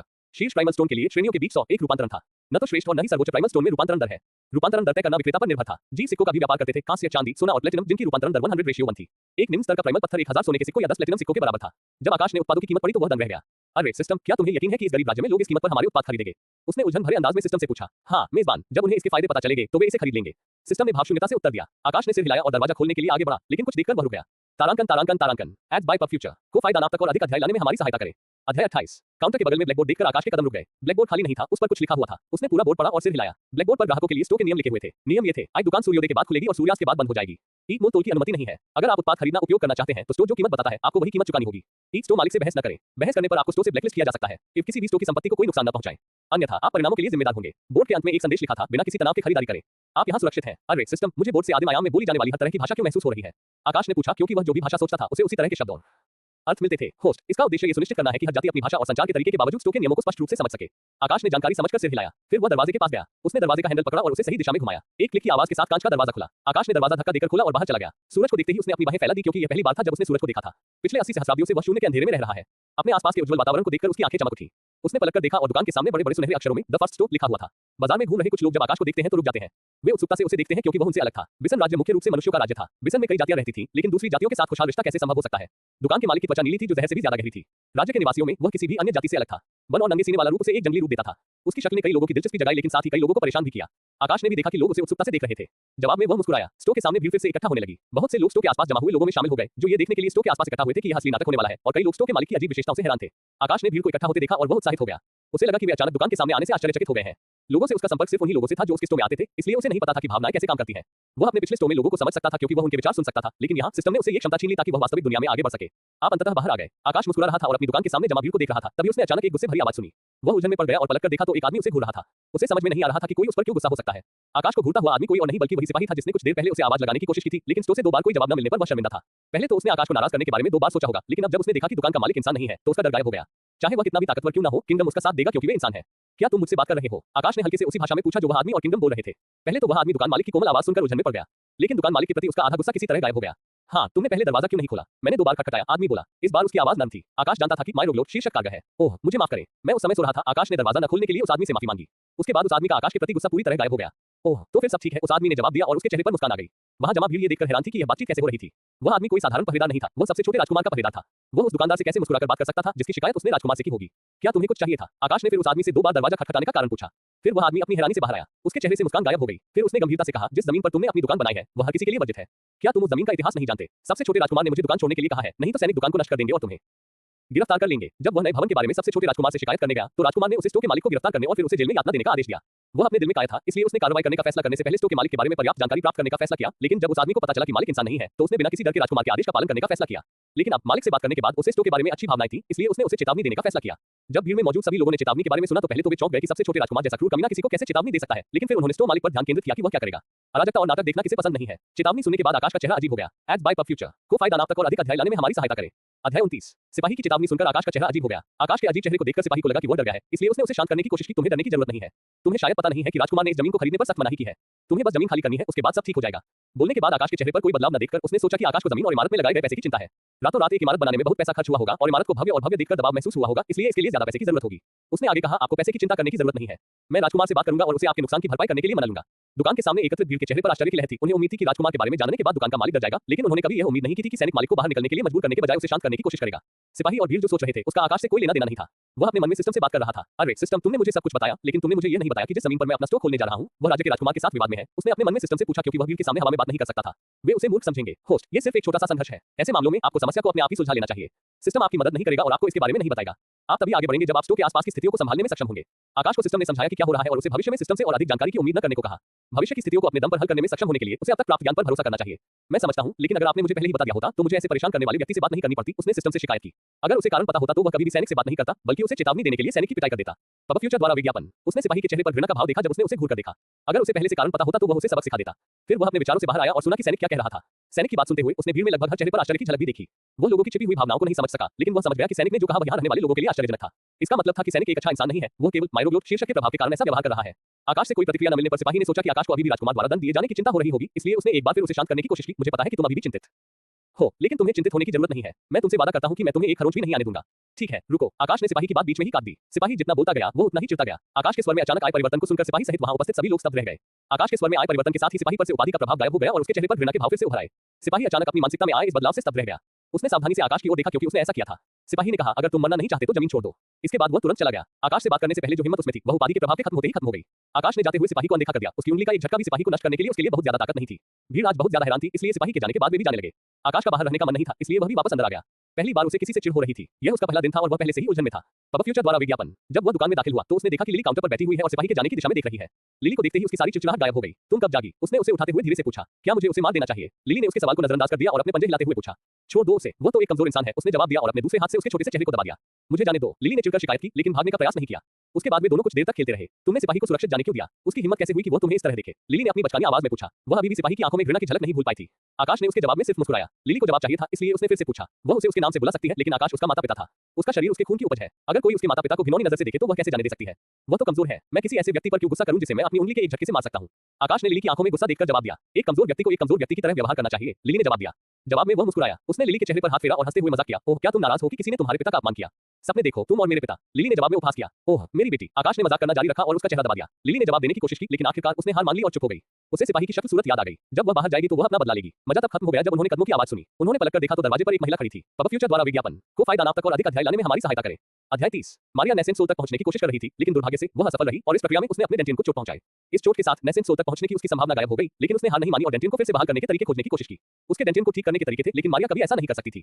आखिरकार कुछ न कर पाने के बाद उसने हार मान ली। कुछ ही दिन बीते थे जब उसने पाया कि वह दिन ब दिन कमजोर होती जा रही है। जब उसे आखिरकार इसका कारण पता चला तो उसने फिर से ठीक होने की उम्मीद खो दी क्योंकि क्यूई उसके डेंटिन से लीक हो रही थी। ये निर्माण से पहले की स्थिति में वापस आ रही थी। कुछ दिनों के तनाव के बाद उसने आखिरकार इस तथ्य को स्वीकार कर लिया कि वह वापस डेंटिन में वापस जाने वाली थी। अन्यथा वो तनाव के कारण फट जाती। खेती करने की क्षमता खोने के बाद वह बिसन राज्य में घूमने लगी। आज उसका गंतव्य काकोट का सबसे बड़ा बाजार था। वह बाजार में घूम रही थी जब उसने बाजार में एक असामान्य इमारत देखी। बाजार में जहां तक वह देख सकती थी ये सबसे ऊंची इमारत थी। ये बिसन साम्राज्य में सबसे आम सामग्रियों से बनी थी लेकिन इसकी संरचना ने उसे राजसीपन का एहसास कराया जो उसे राजा के महल से भी नहीं मिला था। जब उसने स्टो का नाम पढ़ा तो वह मुस्कुराए बिना नहीं रह सकी। उसने बुदबुदाया, राजा से भी अधिक आत्ममुग्ध कोई व्यक्ति जो अपने स्टो का नाम द फर्स्ट स्टो भी रखता है। स्टो में उसकी दिलचस्पी थी इसलिए उसने उत्पादों की जांच करने और स्टो के आत्ममुग्ध मालिक से मिलने का फैसला किया। स्टो का दरवाजा खुला था इसलिए वह अंदर गई और देखा कि एक नीली चमड़ी वाला नंगे सीने वाला व्यक्ति एक बिल्ली के साथ खेल रहा था। उसके कदमों की आवाज सुनकर वे शायद परेशान हो गए थे इसलिए वे पीछे मुड़े और उसकी तरफ देखने लगे। ओह, मुझे माफ कर दो, मुझे नहीं पता था कि यह तुम्हारा खेलने का समय है। उसने चेहरे पर माफी मांगते हुए कहा। कोई चिंता नहीं, हम तो बस समय काट रहे थे। अजीब सा दिखने वाला आदमी खड़ा हुआ और बोला, कितनी प्यारी बिल्ली है। मारिया ने फिर कहा। सफेद बिल्ली को देखते ही उसकी आंखें चमक उठी। क्या तुम्हें कोई आपत्ति है यदि मैं इसे छू लूं? उसने आंखों में तीव्र भाव के साथ अजनबी से पूछा। हाँ, मुझे आपत्ति है, अजनबी ने स्पष्ट उत्तर दिया। पब फ्यूचर द्वारा विज्ञापन। मारिया के इस साफ इनकार से वह दंग रह गई। उसने कभी नहीं सोचा था कि दुकान का मालिक उसे इतनी बेबाकी से मना कर देगा। बिल्ली ने भी मालिक के साथ अपनी सहमति जताने के लिए उसी समय म्याऊं म्याऊं की। नमस्ते, मैं मारिया हूं। कुछ क्षणों के बाद वह शांत हुई और अपना परिचय दिया। मैं आकाश हूं और वह लिली है। अजनबी ने सिर हिलाया और अपना तथा बिल्ली का परिचय दिया। Hello lily. मारिया ने फिर लिली से बात करने की कोशिश की। लिली ने जवाब में उसे अनदेखा कर दिया और आकाश के सिर पर कूद पड़ी। लिली की प्रतिक्रिया पर मारिया केवल व्यंग्यपूर्वक मुस्कुरा सकी। मालिक और बिल्ली उसके लिए बहुत सीधे थे। वो फिर से शांत हुई। तुम दुकान में क्या बेचते हो? उसने दुकान के काउंटर के बगल में शेल्फ देखा लेकिन उसने उसे अनदेखा कर दिया और आकाश से पूछा क्योंकि वह इस बात सम्मानपूर्वक बात करेगा। हमारे पास अभी केवल गोलियां हैं। भविष्य में स्टोक की विविधता और बढ़ जाएगी। आकाश ने शेल्फ की ओर बढ़ते हुए जवाब दिया। हमारे पास अभी केवल 3 प्रकार की गोलियां हैं। प्रथम श्रेणी की घटिया उपचार गोली, ये बिना कोई निशान छोड़े गंभीर बाहरी चोटों को भी ठीक कर सकती है। इसकी कीमत 25 घटिया प्राइमल पत्थर है। पहली श्रेणी की घटिया मानसिक उपचार गोली, यह मानसिक चोटों को ठीक कर सकती है। इसकी कीमत पहले जितनी ही है 25 प्राइमल स्टोन। प्रथम श्रेणी की घटिया डांटिन उपचार गोली, ये डांटिन में लगी चोट को ठीक करने में मदद कर सकती है। इस गोली की कीमत 50 प्राइमल पत्थर है। आकाश ने गोलियों का परिचय दिया और उनका विवरण समझाया। आकाश द्वारा बताई गई अत्यधिक कीमत सुनकर मारिया चुपचाप खड़ी रही। एक घटिया गोली के लिए 25 प्राइमल पत्थर। वो खुद को आश्चर्यचकित हुए बिना नहीं रह सकी। पब फ्यूचर द्वारा विज्ञापन। एक प्रथम श्रेणी की घटिया गोली के लिए 25 प्राइमल पत्थर। आकाश ने उसे सुधारा क्योंकि वह प्रथम श्रेणी जोड़ना भूल गई थी। मारिया उसके जवाब से दंग रह गई। उसे 2 गोलियों में दिलचस्पी थी, एक मानसिक उपचार की गोली और दूसरी डेंटिन उपचार की गोली। उसे नहीं पता था कि क्यों लेकिन वो गोली लेना चाहती थी। इसने किसी तरह उसे फिर से साधना करने की उम्मीद दी। क्या आप कृपया मानसिक और डेंटिन उपचार गोलियों की कीमत कम कर सकते हैं? मारिया ने घबराते हुए पूछा। आकाश ने कुछ नहीं कहा, बस उसे पीछे की ओर इशारा किया। वह पलटी और उसे कुछ नहीं दिखा इसलिए वह उलझन में पड़कर पीछे मुड़ी और आकाश की ओर देखने लगी। नियम पढ़ो, उसने कहा और फिर इशारा किया। वह पलटी और काउंटर के पास एक बोर्ड देखा। उसने नियम पढ़े और फिर आकाश की ओर देखा। कोई सौदेबाजी नहीं, उन्होंने फिर कहा। मालिक, लेकिन कीमत तो बहुत ज्यादा है। मारिया ने तर्क दिया। तीसरा नियम पढ़ो। आकाश ने भावशून्यता से उत्तर दिया। नियम पढ़ने के बाद वह दुकान मालिक पर हमला करने के अलावा और कुछ नहीं चाहती थी, लेकिन उसने खुद को नियंत्रित किया। जब भी वह मालिक की ओर देखती उसे लगता कि वह एक पहाड़ के सामने खड़ी है। वो सिर्फ अरुचि से आकाश की ओर देखती रही। आकाश ने उसकी नजर को अनदेखा किया और कहा, तो तुम कौन सी गोली खरीदना चाहती हो? और तुम ज्यादा से ज्यादा 3 गोलियां ही खरीद सकती हो। मेरे लिए तो एक का खर्च भी उठाना बहुत मुश्किल है। 3 का तो कहना ही क्या, उसने मन ही मन सोचा पर जोर से नहीं बोली। फिर उसने अपनी क्यूई का इस्तेमाल किया और अगले ही पल उसके हाथ में एक लाल थैली दिखाई दी। ये वही थैली थी जिसमें वह सोना और प्राइमल पत्थर रखती थी। आखिरी प्राइमल स्टोन की गणना करने के बाद उसने 51 घटिया स्टोन की गणना की। उसके पास लगभग 100 प्लेटिनम सिक्के और 3000 सोने के सिक्के भी थे, लेकिन आकाश ने पत्थरों के बदले सिक्के लेने से इनकार कर दिया। उसके पास सिर्फ एक डेंटिन हीलिंग पिल खरीदने के लिए ही पत्थर थे। उसने एक बार फिर आकाश की तरफ एक विनती भरे भाव से देखा, लेकिन जब आकाश ने भावहीन भाव से उसकी तरफ देखा तो वह निराश हो गई। उसने कीमत कम करने के लिए प्रलोभन का इस्तेमाल करने के बारे में भी सोचा, लेकिन अगले ही पल उसने मना कर दिया। यह उसके आत्मसम्मान के लिए बहुत ज्यादा था और उसे ये भी विश्वास था कि आकाश उसके शरीर के प्रति कोई प्रतिक्रिया नहीं दिखाएगा। मुझे एक डेंटिन उपचार की गोली दे दो, उसने आकाश से कहा और अनिच्छा से 50 आदिम पत्थरों को उसकी ओर धकेल दिया। पब फ्यूचर द्वारा विज्ञापन। को फायदा नाप तक और अधिक अध्याय लाने में हमारी सहायता करें।